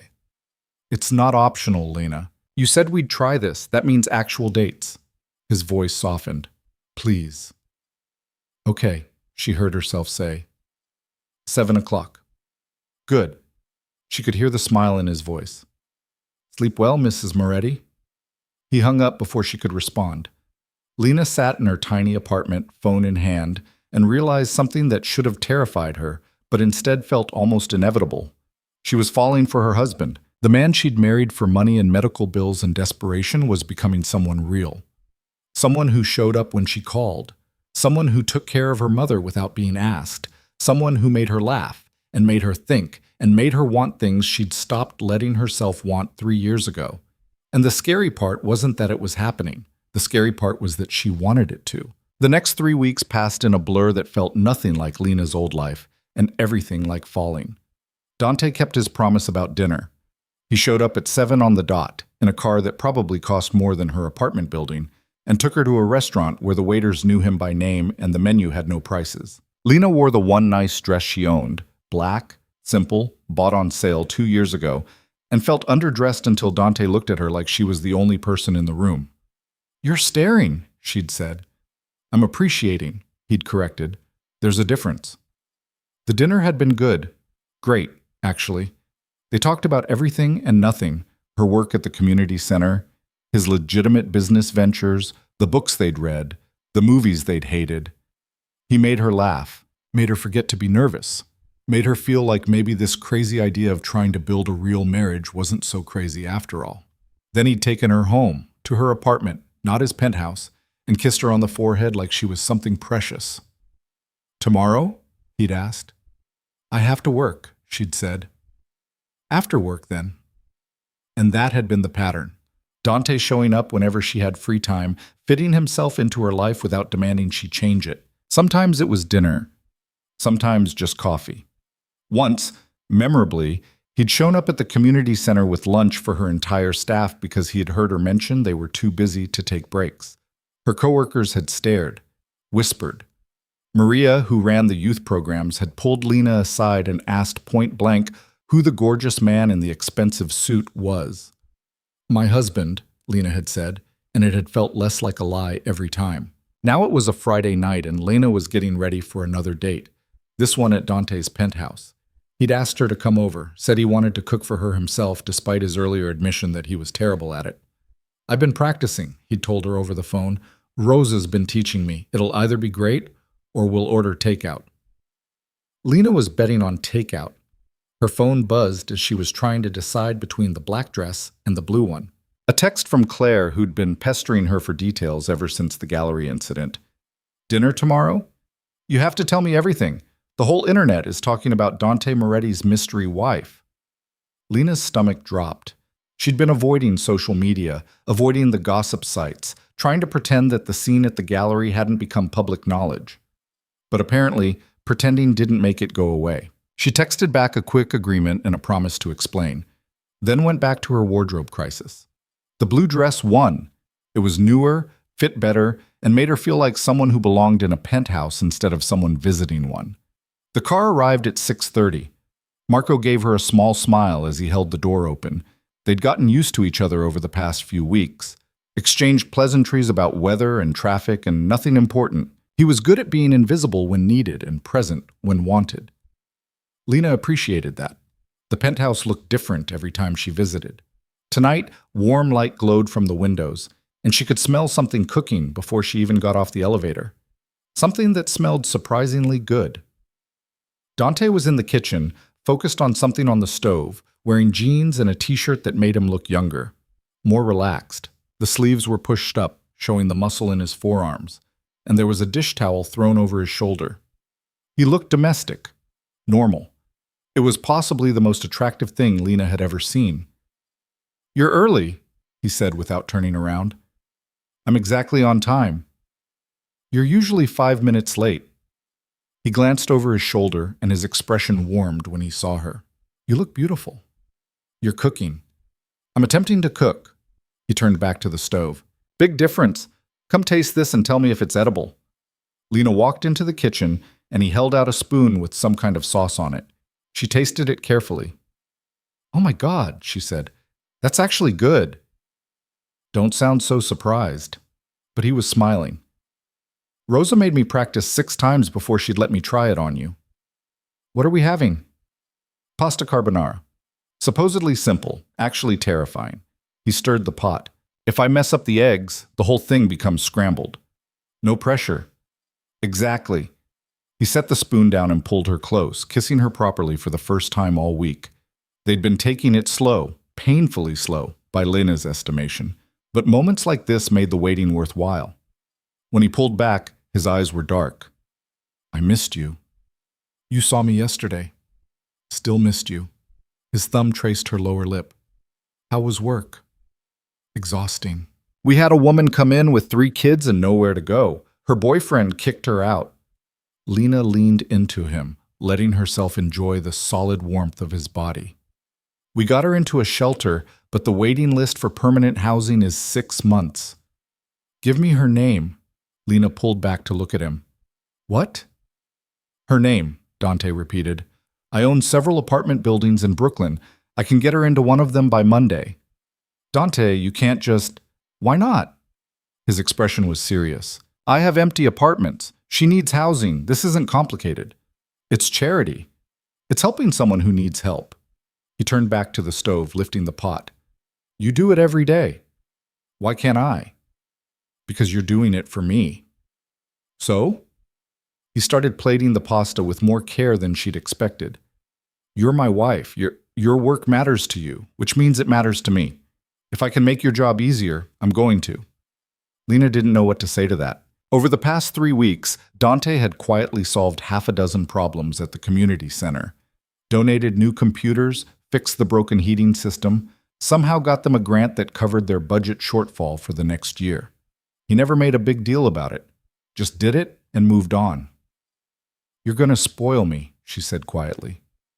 "That's the idea." He handed her a plate. "Come on, let's eat before it gets cold." They ate at the dining table, which had been set with actual candles and cloth napkins. The pasta was perfect, creamy and rich and exactly the right texture. Dante watched her take the first bite like he was waiting for a verdict. "It's really good," Lena said honestly. "Don't lie to make me feel better." "I'm not lying. This is actually delicious." She took another bite to prove it. "Rosa trained you well." Dante relaxed slightly, picking up his own fork. "She said cooking for someone is an act of care. That if I wanted to take care of you, I should start here." "Is that what you're doing? Taking care of me?" Trying to. His eyes met hers across the table. How am I doing? Pretty well, actually. Lena felt heat creep up her neck. Better than I expected. Low bar. Fair bar, she corrected. You said yourself you're not romantic, but this... She gestured at the candles, the carefully plated food, the obvious effort. This is romantic. Don't tell anyone. I have a reputation to maintain. Your secret's safe with me. They talked through dinner about nothing important, a movie Dante wanted to take her to, a restaurant opening in Soho, plans for the weekend. Normal couple things. Things that made this feel real instead of like some arrangement they were both pretending at. After dinner, Dante pulled her to the couch, and they ended up tangled together watching a movie neither of them paid attention to. His hand traced patterns on her arm, her back, anywhere he could touch. Not sexual, just present. Like he needed the contact as much as she did. Can I ask you something? Lena said during a particularly boring scene. Always. When you said you'd been watching me at the hospital, how long were you watching? Dante was quiet for a moment. 6 months. Lena sat up to look at him. 6 months? I saw you the first time the previous fall, he said. You were visiting your mother, brought her flowers, sat with her for 3 hours reading out loud. He paused. I was there visiting someone too, saw you in the hallway, and then I kept seeing you every Sunday, same time, same routine. Lena didn't know whether to be flattered or disturbed. That's a long time to notice someone without saying anything. I know. Dante pulled her back against him. I'm not good at this part. The meeting people, the small talk, the normal way relationships start. So I just watched. Learned about you. Waited for the right moment. And the chapel was the right moment. The chapel was when I couldn't stand watching you cry alone anymore. His arms tightened around her. I should have said something sooner, should have introduced myself like a normal person, but I was... He stopped. You were what? Scared, he admitted quietly. That you'd look at me and see what everyone else sees, someone dangerous, someone to avoid. Lena turned in his arms so she could see his face. Is that really what you think people see? It's what they should see. His expression was shuttered. I'm not a good man, Lena. I've done things, made choices, that you wouldn't forgive if you knew the details. Try me. What? Tell me, Lena said. The worst thing you've done. The thing you think would make me run. Dante's jaw tightened. You don't want to know that. Yes, I do. She touched his face, forcing him to look at her. You said no more secrets, so tell me. What's the worst thing? He stared at her for a long moment. Then slowly he started talking. He told her about growing up poor in Queens, about his mother dying when he was 12, about his father drinking himself to death 2 years later, about being 14 and alone and learning fast that the world didn't give you anything you didn't take. He told her about running with a crew that moved stolen goods, about graduating to more serious crimes, about the moment he'd realized he was good at violence in a way that should have scared him more than it did. I was 17, he said quietly, when someone tried to rob me. Pulled a knife, demanded my money. I broke his arm in 3 places and put him in the hospital for 2 weeks. Lena didn't flinch. I wasn't sorry, Dante continued. That's the part that should bother you. I wasn't sorry then, and I'm not sorry now. He came at me, I defended myself. That's how I see it. That's self-defense. Is it? His voice was flat. Because I didn't stop when he dropped the knife, didn't stop when he was on the ground. I kept going until someone pulled me off. How old was he? 22. Old enough to know better. Lena was quiet for a moment, processing. What else? So he told her. About working for people who weren't exactly criminals but weren't exactly legal either. About collecting debts, enforcing agreements, making problems disappear. About building his own operation by the time he was 25, running protection rackets and smuggling operations and things that existed in the gray spaces where the law couldn't quite reach. I never killed anyone, he said. That's my line. I've hurt people, yeah, badly sometimes. But I never crossed that line. Why not? Because my grandmother asked me not to. His voice softened slightly. She knew what I was doing, knew I was involved in things she didn't approve of, but she said if I was going to live that life, I had to promise her one thing. No murder. No matter what. And you kept that promise. Always. Dante's eyes were dark. She died 5 years ago. Cancer. Before she went, she made me promise something else. What? That I'd go legitimate, clean up my business, be someone she could be proud of. He swallowed hard. So I did. Spent the last 5 years buying out partners, closing down operations, converting everything to legal enterprises. It wasn't easy. Made a lot of enemies. But I did it. For her. For her, Dante confirmed. And eventually for me. Because I was tired of looking over my shoulder. Tired of wondering when someone was going to put a bullet in my back.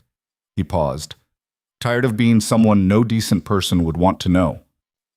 Lena absorbed all of this, turning it over in her mind. You think I'm going to run now? Aren't you? No, she said it firmly. You were a kid who had nothing and did what you had to do to survive. Then you got out. You changed. That's what matters. I still have enemies, Lena. People who remember what I used to do, what I used to be. Is that what last week was about? The phone call? Dante nodded slowly. Someone from the old days thought he could push me around. Thought because I've gone legitimate, I've gone soft. What did you do? Reminded him I haven't. His voice went cold. Didn't touch him. Didn't have to. Just made it very clear that respect goes both ways. And if he wanted to keep operating in this city, he'd remember who I am. And that worked? It worked. Dante's expression was hard. People like that only understand power. Show weakness, and they'll tear you apart. So I don't show weakness. Except with me. The words hung between them. Except with you, Dante agreed quietly. Which is probably stupid, probably dangerous. But I can't seem to help it. Lena kissed him. Not gentle, not careful, but hard and certain, and with all the emotion she'd been trying to keep locked down for 3 weeks. When they broke apart, Dante's eyes were almost black. Lena. I'm not running, she said again. I'm not scared of who you used to be, and I'm definitely not scared of who you are now. You should be. Why? Because you've done bad things? Because you're not perfect? She laughed. Dante, I've spent 3 years believing I wasn't good enough because I wasn't ambitious enough, rich enough, interesting enough. You think finding out you used to run protection rackets is going to scare me off? It should. Well, it doesn't. She kissed him again, softer this time. You showed up when I called. You helped my mother. You've been patient and kind and honest, even when the truth made you look bad. That's who you are. The rest is just history. Dante stared at her like she'd just said something in a foreign language. How are you real? I could ask you the same thing. I'm serious. His hands framed her face. How are you not running? How are you sitting here telling me you're not scared when I just told you I used to hurt people for money? Because you're not that person anymore, Lena said simply. And because the person you are now is someone I... She stopped, the words catching in her throat. Someone you what? Someone I could fall for, she finished quietly. If I'm not already falling. The expression that crossed Dante's face was something Lena had never seen before. Vulnerable. Raw. Like she'd just given him something he'd been afraid to hope for. Say that again, he said. I'm falling for you. The words came easier the second time. I know it's fast. I know we're doing this backwards. But I can't help it. Dante kissed her like he was drowning, and she was air. Like she'd just saved his life instead of just admitting she had feelings. His hands were in her hair, on her back, pulling her closer until there was no space between them. I love you, he said against her mouth. I know I said to ask me in 6 months, but I can't wait. I love you. Lena's heart stopped. Dante, you don't have to say it back. He pulled back just enough to look at her. I just needed you to know. I've been in love with you since that chapel, since before that maybe, since the first time I saw you reading to your mother and thought that's what kindness looks like. That's not love, that's infatuation? Dante shook his head. Maybe it started that way, but it's not that anymore. You're the first person I think about when I wake up, the last person I think about before I sleep. You make me want to be better, make me want to deserve you. His thumb brushed her cheek. That's love. At least that's what I think it is. Lena felt tears prick her eyes. I don't know if I'm there yet. I know. But I want to be. She kissed him again, tasting salt, not sure if it was from her tears or his. I want this to work. Want us to work. Then we will. Dante said it with such certainty that Lena almost believed him. Whatever it takes. They stayed on the couch for a long time, wrapped around each other, not talking, just being. Lena felt something settle in her chest, something that felt like peace, like maybe she'd finally found a place where she belonged. Her phone rang sometime after midnight. Lena almost ignored it, but something made her check the screen. It was Claire. I should get this, Lena said reluctantly. She never calls this late unless it's important. Dante released her, and Lena answered. Lena? Claire's voice was shaky. I need help. I'm at the hospital. Lena sat up straight. What happened? Are you okay? I'm fine. It's complicated. Can you come? I don't know who else to call. Which hospital? Mount Sinai, emergency room. I'm on my way. Lena was already standing, looking for her shoes. 10 minutes. She hung up and found Dante already pulling on his jacket. I'm coming with you, he said before she could argue. You don't have to. Lena. He looked at her steadily. Your friend needs help, which means you need help, which means I'm coming. End of discussion. And just like that, they were out the door. The emergency room was chaos, bright lights, crying children, people bleeding and coughing and waiting. Lena spotted Claire immediately, sitting in a plastic chair looking smaller than she'd ever seen her. Claire? Lena rushed over. What happened? Claire looked up and Lena saw the bruise forming on her jaw, the split lip, the way she was holding her arm like it hurt. Mark happened, Claire said quietly. My boyfriend, ex-boyfriend now, I guess. White-hot rage flooded through Lena. He hit you? Among other things, Claire's laugh was bitter. I broke up with him last week. He didn't take it well. Showed up at my apartment tonight drunk and angry and…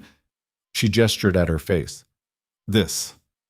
Dante had gone very still beside Lena. When he spoke, his voice was carefully controlled. Where is he now? I don't know. I locked myself in the bathroom and called 911. Cops took a statement, but they said without witnesses or proof of prior abuse, they can't do much. Claire's eyes filled with tears. They gave me a pamphlet about restraining orders. A pamphlet, Dante repeated, and there was something dangerous in his tone. They gave you a pamphlet. I just need somewhere to stay tonight, Claire said to Lena. I can't go back to my apartment. He has a key and I can't. You'll stay with me, Lena said immediately, for as long as you need. Actually, Dante's hand touched Lena's back. She'll stay in one of my properties, secure building, doorman, cameras. No one gets in without clearance. Claire stared at him. I can't. That's too much. It's not too much. Dante pulled out his phone, already typing. I'll have someone bring the keys. You'll stay there until we figure out a permanent solution. We. Claire looked between them, seeming to register Dante properly for the first time. Oh my God, you're him. The guy from the gallery. Dante Moretti, he said. Lena's husband. Her… Claire's eyes went wide. Since when are you married? 2 years, Lena said. It's complicated. I'll explain later. 2 years? Claire looked like her head might explode. You've been married for 2 years and didn't tell me? Like I said, complicated. A doctor called Claire's name and they spent the next hour getting her checked out. Bruised ribs, sprained wrist, contusions. Nothing broken, but enough to make Lena want to hunt down Mark herself and return the favor. Dante disappeared for part of that time, making phone calls in the hallway. When he came back, his expression was calm, but Lena could see the tension in his shoulders. It's handled, he said quietly. What's handled? The apartment. Claire can move in tomorrow. I've also had someone change the locks on her current place and install a security system. He paused. And I've made some calls about Mark. What kind of calls? The kind that mean he won't bother her again. At Lena's expression, he added, I'm not going to hurt him. Just have a conversation. Make sure he understands that touching Claire again would be extremely unwise. Dante, you can't. I can, and I will. His voice was firm. She's your friend. which makes her under my protection. Same as you. Lena wanted to argue, but looking at Claire's bruised face, she couldn't find it in herself to object. Just talk. Just talk, Dante agreed. I promise. They took Claire back to Lena's apartment since the new place wouldn't be ready until morning. Dante stayed with them, ordering food none of them ate, and making sure the windows were locked and the building's security knew not to let anyone up. Thank you, Claire said to him as she was settling onto Lena's couch with blankets and pillows. For the apartment, for the help, for all of it. You don't need to thank me. Dante's voice was gentle. Just stay safe. When they finally left, it was nearly 3 in the morning. Marco was still waiting with the car, patient as ever. Take me back to Lena's place, Dante told him. What? Why? Lena asked. Because I'm not leaving you alone tonight.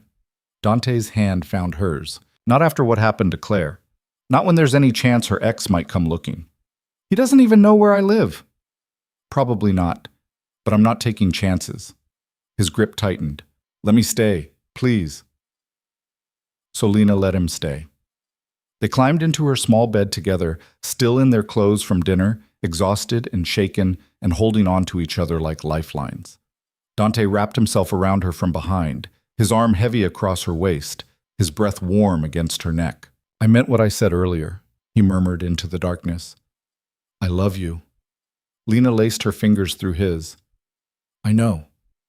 And someday when you're ready, I hope you'll say it back. Someday, Lena agreed. But she was starting to think someday might be sooner than either of them expected. She fell asleep feeling safer than she had in years, wrapped in the arms of a man who'd promised to protect her and actually meant it. And if part of her was terrified by how much she was starting to need that protection, to need him, well, that was something she'd worry about tomorrow. Tonight, she just let herself be held. 3 weeks had passed since that first dinner, and Lena's life had developed a rhythm she hadn't expected. She still worked at the community center, still lived in her Brooklyn apartment most nights, still held on to the independence she'd fought so hard to maintain. But now there were other things too. Dante picking her up after work, quiet dinners at the penthouse, Sunday visits to her mother where Dr. Chen's treatment was already showing small improvements. It felt fragile, like something that could shatter if she looked at it too hard. But it also felt real. Lena was at her desk sorting through intake forms when her phone buzzed. A text from Claire. Emergency coffee. Now. The place on 5th. She frowned. Claire didn't do emergency anything unless it was actually serious. Lena grabbed her coat and told her supervisor she'd be back in an hour. The coffee shop was crowded with the lunch rush, but Claire had claimed a corner table. She looked agitated, her phone clutched in one hand, her expression tight. What's wrong? Lena asked, sliding into the seat across from her. Have you seen this? Claire shoved her phone across the table. It was a news article. Manhattan social scene. The headline made Lena's stomach drop. Mystery wife of Dante Moretti finally revealed. Below it was a photo from the gallery 3 weeks ago. Dante's hand on her back, looking at her with an expression that was unmistakably possessive. And another photo, more recent, of them leaving a restaurant together. She was laughing at something he'd said, and he was looking at her like she was the only person in the world. Lena, what the hell? Claire's voice was sharp. You're married? To Dante Moretti? And you didn't tell me? It's complicated. That's not an answer. Claire leaned forward. Do you have any idea who this man is? What he's involved in? I know exactly who he is. Do you? Because the articles I've been reading for the past 3 weeks paint a very different picture than nice guy you happen to marry. Claire pulled her phone back, scrolling. He's connected to everything, Lena. Real estate, shipping, imports. And before he went legitimate, she made air quotes, he was running half the organized operations in Queens. I know all that. And you married him anyway? I married him because I needed the money for my mother's surgery. The truth came out flat, tired. It was supposed to be temporary, just a legal arrangement, but then... She stopped. But then what? Then it became something else. Lena met her friend's eyes. He's not what you think, Claire. He's not what the articles say. How do you know? Because I know him.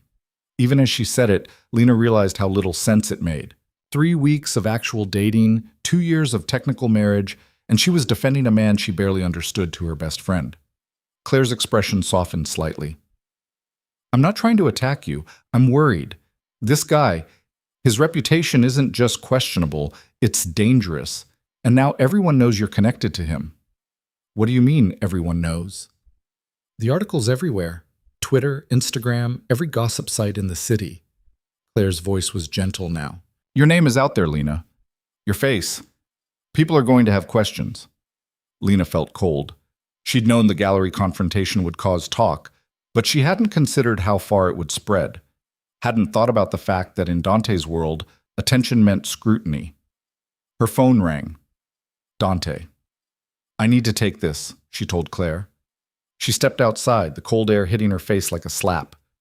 You saw the article, Dante said without preamble. Claire just showed me. Are you okay? I don't know. Lena leaned against the brick wall.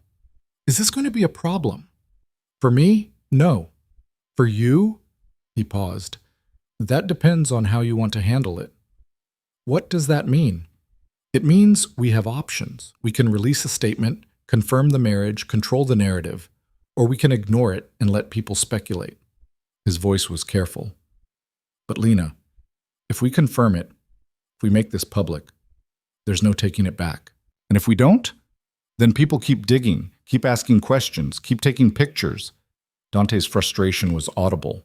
I can handle the attention, but I don't want you dealing with it if you're not ready.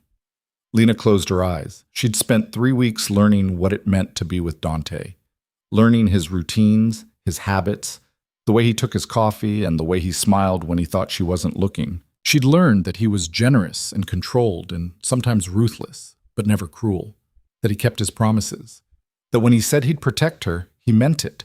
But she hadn't learned what it meant to be his wife in public, to have her name attached to his, her face in articles, her life open to speculation and judgment. I need to think, she said. Take your time. But there was something in his voice that made her think time was exactly what they didn't have. She went back inside. Claire was still at the table looking guilty. I'm sorry, Claire said immediately. I shouldn't have ambushed you like that. You're worried. I get it. Lena sat down heavily. And you're not wrong to be. So what are you going to do? I don't know yet. Lena stared at her cold coffee. Part of me wants to run, to end this before it gets more complicated. But the other part, what? The other part doesn't want to lose him. The admission felt like pulling teeth, which is insane because we barely know each other. But he's good to me, Claire. He takes care of my mother. He shows up when I need him. He makes me feel like I matter. Those are all great things, Claire said carefully. But they don't change what he is. What if what he is doesn't bother me as much as it should? Claire didn't have an answer for that. Lena spent the rest of the day distracted, her mind churning through possibilities. When Dante picked her up after work, she could tell he'd been thinking about it too. We need to talk, he said. I know. They didn't go to the penthouse. Instead, Dante drove them to Brooklyn Bridge Park, where the city lights reflected off the water and the noise of Manhattan felt distant. They walked in silence for a while, hands in pockets, the cold air turning their breath to fog. I never wanted this to affect you, Dante said finally. The attention, the speculation, that's my world, not yours.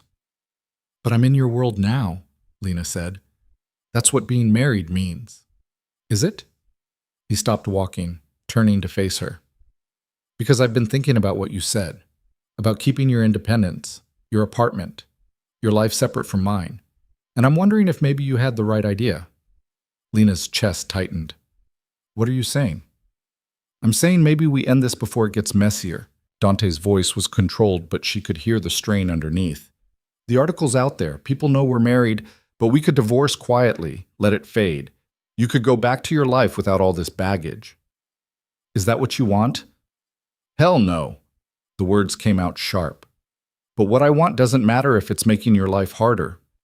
You don't get to decide that for me. Then what do you want, Lena? His control was cracking now. Because I can't keep doing this halfway. I can't keep pretending I'm okay with separate apartments and careful boundaries and only seeing you when it's convenient. I want you in my life. Actually, in it, not visiting. That's not fair. Fair? Dante laughed, but there was no humor in it. Nothing about this is fair. I've been in love with you for 2 years, and I'm just now getting to tell you about it. You married me for money, and I married you because I couldn't stand the thought of never seeing you again. None of that is fair. Lena stared at him. You're in love with me? He went still. What? You just said you're in love with me. Dante ran a hand through his hair. Forget I said that. You can't just take it back. Watch me. He started walking again, faster this time. Lena caught up to him, grabbing his arm. Dante, stop. I wasn't supposed to tell you like this, he said, not looking at her. I had a whole plan. Flowers, nice dinner, not yelling at you in a park because I'm frustrated.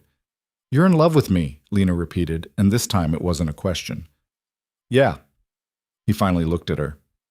I'm in love with you. Have been for a while. Which is why I'm trying to do the right thing here and give you an out before you get hurt. What if I don't want an out? Don't say that if you don't mean it. I mean it. Lena stepped closer. I'm scared, Dante. I'm terrified of what it means to be with you, but I'm more scared of losing you. Something shifted in his expression. Lena, I don't care about the articles, she continued, the words coming faster now, or the attention or the speculation. I care about you, about us, about whatever this is we're building. She took a breath. So if you want me all in, then I'm all in. But you have to stop trying to protect me from yourself. That's a terrible decision. Probably, she smiled slightly. But it's mine to make. Dante pulled her into his arms so fast it knocked the breath out of her. His mouth found hers, and the kiss was nothing like she'd expected. Not gentle or careful. Desperate. Like he'd been holding back for 2 years and finally couldn't anymore. When they broke apart, they were both breathing hard. We're doing this? He asked. We're doing this, Lena confirmed. No more separate apartments? We'll figure it out. No more keeping your distance? Dante, I need to know. His hands framed her face. I need to know you're choosing this. Choosing me. Not because you feel obligated, or because I helped your mother, or because you're trying to prove something to your ex. I need to know this is real for you. It's real, Lena said quietly. It scares me how real it is. Good. He kissed her again, softer this time, because I'm not letting you go. They released a statement the next day. Short, simple, confirmed the marriage, and asked for privacy. It didn't stop the speculation, but it controlled it. And more importantly, it meant Lena didn't have to hide anymore. She moved into the penthouse slowly, bringing pieces of her life bit by bit. Her books, her clothes, the small things that made a place feel like home. Dante gave her space to do it at her own pace, never pushing, just making room for her in his world. But the real test came 2 weeks later when Lena's phone rang at 2 a.m. Dante's phone, actually, but it woke them both up. He answered it in Italian, his voice sharp and alert despite the hour. Then his whole body went tense. What is it? Lena asked when he hung up. Problem at one of my warehouses. He was already getting dressed. Someone broke in. Police are there. Do you need to go? Yeah. He looked at her, hesitated. Come with me. What? Come with me, he repeated. If we're doing this, if you're really all in, then you need to see all of it. Not just the nice dinners and the penthouse. The messy parts, too. Lena should have said no. Should have stayed in the warm bed and let him handle his business alone. But she thought about what he'd said in the park, about wanting her actually in his life, not just visiting. Give me 2 minutes to get dressed. The warehouse was in Queens, a nondescript building in an industrial area. Police cars were parked outside, their lights casting blue and red shadows across the pavement. Dante parked and killed the engine, but didn't get out immediately. Stay close to me, he said. Don't talk to anyone unless I tell you to. Dante, what exactly? I run a shipping company. Legitimate, legal, completely above board. His jaw was tight.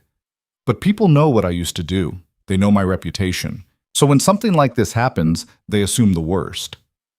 And is it the worst? I don't know yet. He got out of the car. Inside, the warehouse was chaos. Police everywhere, inventory scattered, one of the loading bay doors damaged. A detective Lena didn't recognize was talking to someone who looked like a manager. Dante walked straight to them, his presence immediately shifting the energy in the room. Mr. Moretti, the detective said. Glad you could make it. Detective Ramos? Dante's voice was polite but cold. What happened? Break in. Someone forced the bay door, got inside, but the alarm scared them off before they could take anything. Ramos glanced at Lena. And this is? My wife. Dante's hand found the small of her back. Lena, this is Detective Ramos. We've worked together before. Ma'am? Ramos nodded, then turned back to Dante. We're still processing the scene, but it looks like they were targeting specific shipments, not random theft. Which shipments? The electronics. High-end stuff. Ramos pulled out a notebook. You have any idea who might want to hit you? Dante's expression didn't change, but Lena felt him tense. I can think of a few people. The usual suspects? Something like that. They talked for another 20 minutes, Dante answering questions with practiced ease. Lena stayed quiet, watching the way he handled it. Professional, controlled, giving the police exactly enough cooperation to look legitimate without revealing anything he didn't want to share. It was impressive and slightly terrifying. When they finally left, dawn was starting to break over the city. That happen a lot? Lena asked in the car. Not anymore. Dante's hands were tight on the steering wheel. I told you I went legitimate 5 years ago. Most people respected that, but there are always a few who think they can test boundaries. And what are you going to do about it? Handle it. He glanced at her. Do you want details? Lena thought about it. Will knowing make me complicit in something illegal? No. Then yes, I want details. So he told her about the people who'd likely ordered the break-in, testing to see if Dante was still someone to be afraid of, about the message he'd send back, nothing violent, nothing illegal, just a reminder that respect goes both ways. About the delicate balance of running legitimate businesses while maintaining the reputation that kept people from trying to take advantage. It should have bothered her, should have made her question what she'd gotten herself into. Instead, Lena found herself asking intelligent questions, understanding the logic, seeing the chess game behind it all. You're not freaking out, Dante observed. Should I be? Most people would be. I'm not most people. Lena looked at him. You warned me. You told me what you were. I chose to stay anyway. You sure about that? Are you trying to scare me off again? No. He reached for her hand. I'm trying to make sure you know what you're choosing. This is my life, Lena. The businesses, the reputation, the occasional 3 a.m. call from the police. It's not going to change just because I want it to. I know. And you're okay with it? I'm okay with you, Lena corrected, which means I'm okay with the parts of your life that come with you. Dante was quiet for a long moment. Then, I don't deserve you. Probably not. She squeezed his hand. But you're stuck with me anyway. They spent the next few weeks falling into a rhythm that felt almost normal. Lena kept working at the community center, but now she came home to the penthouse instead of her empty apartment. Dante taught her how to navigate his world. The business dinners, the social events, the careful dance of maintaining appearances while protecting privacy. And slowly, carefully, they learned each other. Lena discovered that Dante couldn't cook but made excellent coffee, that he worked too much and slept too little, that he had nightmares sometimes about things he wouldn't talk about, that he was surprisingly gentle with her mother during their Sunday visits, patient and kind in ways that made Lena's chest ache. Dante learned that Lena was stubborn and independent to a fault, that she had panic attacks sometimes when things felt too good, convinced something would go wrong, that she cried during sad movies but pretended she didn't, that she was stronger than she looked and softer than she pretended. They fought sometimes. About money, about boundaries, about the fact that Dante still tried to protect her from things she didn't need protection from. But they also learned how to fight fair, how to apologize, how to choose each other even when it was hard. And then, 6 weeks after the warehouse incident, Ryan Hale showed up at the community center. Lena was in her office when the receptionist buzzed. There's a Ryan Hale here to see you. Says it's important. Her stomach dropped. Tell him I'm busy. He says he'll wait. Lena closed her eyes, gathering herself. Then she walked out to the waiting area. Ryan looked different, smaller somehow, despite being the same height, less polished. There were shadows under his eyes, and his suit looked wrinkled. What do you want? Lena asked. To apologize. He stood up. Can we talk? Please? Against her better judgment, Lena led him to her office. She didn't sit, didn't offer him a chair, just crossed her arms and waited. I saw the announcement, Ryan said, about you and Moretti and the pictures. You look... He stopped. You look happy. I am. That's good. He seemed to struggle with the words. You deserve to be happy. Did you come here just to tell me that? No. I came to say I'm sorry. Ryan's voice was rough. For how I treated you. At the gallery and before that, when we were together. I was cruel and dismissive and I made you feel like you weren't enough. He swallowed hard. But you were always enough, Lena. I was just too much of an idiot to see it. Lena studied him, looking for the angle, the manipulation. But all she saw was genuine regret. Why now? She asked. Because I lost everything. Ryan laughed bitterly. My firm collapsed. Madison left me. Turned out she was only interested when I had money and prospects. He looked at Lena. And I've spent the last 2 months realizing that the only real thing I ever had was you. And I threw it away because I was chasing something shinier. That's not my problem anymore. I know. He stepped closer. I'm not here to ask for forgiveness or to try to get you back. I know that ship sailed. I needed you to know that you were right and I was wrong. About everything. Lena should have felt vindicated, triumphant, but instead she just felt tired. Thank you for the apology, she said quietly. But I've moved on, Ryan. What you think about me doesn't matter anymore. Because of Moretti? Because of me. She met his eyes. I spent 3 years letting your words define me, believing I wasn't enough. But I am enough. I always was. And I don't need you to validate that. Something shifted in Ryan's expression. He's lucky. Your husband. I hope he knows that. He does. Ryan nodded slowly, then turned to leave. At the door he paused. For what it's worth, I really am sorry. I believe you, Lena said. But sorry doesn't change the past. It just means you learned from it. When he was gone, Lena sat down heavily in her chair. Her hands were shaking slightly, adrenaline and old emotions mixing together. Her phone rang. Dante. Hey, she answered. You okay? He sounded tense. Marco said Ryan Hale just left your building. You have someone watching the community center? I have someone watching you, Dante corrected. What did he want? Lena could have been angry about the surveillance, the overprotectiveness. A month ago, she would have been, but now she just felt seen, protected. He came to apologize, she said. Do I need to come down there? No. Lena smiled slightly. I handled it. You sure? I'm sure. She leaned back in her chair. He's not important anymore, Dante. You are. She could hear him exhale. I'll see you tonight. Can't wait. That night, Dante took her to the rooftop garden of the penthouse building. Lena hadn't even known it existed, a private space accessible only to the top-floor residents, filled with plants and soft lighting and a view that stretched across all of Manhattan. This is beautiful, she said. I wanted to show you something. Dante led her to the edge where the city lights glittered below them. When I bought the penthouse, I used to come up here and think about the future, about what I wanted my life to look like. And I always pictured it alone. He turned to face her.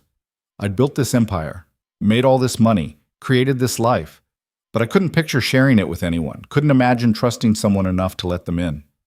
What changed? I met a woman in a hospital chapel who looked at me like I was human.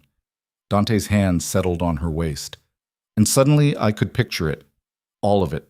The future I'd stopped letting myself imagine. Lena's throat was tight. Dante, I love you, he said. I know I already told you, but I need to say it again. I love you, not because you're my wife legally, but because you're kind and strong and you call me on my bullshit, because you make me want to be better than I am. Because when I'm with you, I'm not just the guy who runs businesses and makes deals. I'm just me. Just you is pretty great, Lena managed. So are you. He pulled a small box from his pocket. Lena's breath caught. What is that? A ring. He opened the box, revealing a simple platinum band with a single diamond. Not ostentatious, not overwhelming, just perfect. I know we're already married. I know we did this backward and weird and nothing about us makes sense on paper, but I want to do this part right. He got down on one knee. Lena Carter, Lena Moretti, will you stay married to me? Not because of contracts or arrangements or medical bills, but because you want to. Because you choose me the same way I choose you. Tears were streaming down Lena's face. You're ridiculous. Is that a yes? Yes. She pulled him up, kissing him hard. Yes, I'll stay married to you. Dante slipped the ring on her finger, and it fit perfectly. Of course it did. He'd probably had it made weeks ago, waiting for the right moment. I love you, Lena said against his mouth. I'm terrified and confused, and I have no idea what I'm doing, but I love you. Good enough for me. He kissed her again, deeper this time. They stood there on the rooftop, the city spread out below them, and Lena realized something important. She'd spent 3 years invisible, trying to prove herself to people who'd never valued her in the first place, trying to be enough for a world that demanded more than she could give. But with Dante, she didn't have to prove anything. She was already enough, had always been enough. And for the first time in her life, she felt like she was exactly where she belonged. 6 months later, Lena stood in her mother's room at the care facility, watching Mary take slow, careful steps with the help of a walker. The treatment had worked. Not perfectly. There was still tremor in her hands, still some weakness on her left side. But she was walking, talking clearly, laughing. You're doing great, Mom, Lena said. I know. Mary's smile was wide. Doctor, Chen says I might be able to move to assisted living soon. Actual independence. That's amazing. It is. Mary stopped, looking at her daughter seriously. Because of you, and because of that husband of yours. Dante saved my life, Mary interrupted. And he makes you happy. I see it every time you're together. You're different now. Lighter. Lena thought about that. About how much had changed in the last few months. She still worked at the community center, but now she also helped Dante with his legitimate business ventures. They'd started a foundation together, using his resources to help people like Lena used to help. Single mothers, families in crisis, people who just needed someone to believe in them. She'd published her first article last month about navigating the social services system. It had been picked up by a major newspaper. More were in the works, and she'd moved all her things into the penthouse, made it a home instead of just a place to stay. I am happy, Lena said. Happier than I ever thought I could be. Good. Mary reached out, squeezing her hand. You deserve it, sweetheart. Don't ever forget that. Dante arrived a few minutes later, bringing coffee for everyone and flowers for Mary. He sat with them for an hour, making Mary laugh with stories about the chaos of trying to manage his businesses while also learning how to be a proper husband. On the drive home, Lena leaned her head on his shoulder. Thank you, she said. For what? For showing up, for keeping your promises, for loving me when I wasn't sure I deserved it. Dante's arm came around her, pulling her closer. You've always deserved it. You just needed someone to prove it to you. That night, they lay in bed together, the city lights casting shadows across the ceiling. Lena traced patterns on Dante's chest, comfortable in the silence. Do you ever regret it? She asked. The way we started? All the lying and arrangements and weirdness? No? He didn't hesitate. Because it got me here. Got us here. Even though I married you for money? You married me because you were desperate, and I offered a solution. Dante's hand found hers, fingers lacing together. But you stayed because you chose to. That's what matters. Lena thought about Ryan, about the man who'd made her feel small and worthless. About the woman she'd been 3 years ago, invisible and afraid. She wasn't that woman anymore. She was Lena Moretti, wife, advocate, writer, daughter. Woman who'd learned that being enough didn't mean being perfect. It just meant being real. I love you, she said. I love you too. Dante kissed the top of her head. And I'm never letting you go. Promise? Promise. Outside, the city continued its endless movement. People lived and loved and struggled and survived. Stories unfolded, some ending badly, others finding unexpected grace. Lena had found hers. In a hospital chapel 2 years ago, with a stranger who'd offered help without expecting anything in return. With a man who'd waited patiently for her to see what he'd known all along. That she was worth choosing, worth protecting, worth loving. And finally, she believed it. Not because someone told her, but because she'd learned it herself, one day at a time, one choice at a time, one moment of courage at a time. She'd stopped surviving and started living, and this time she was exactly where she belonged.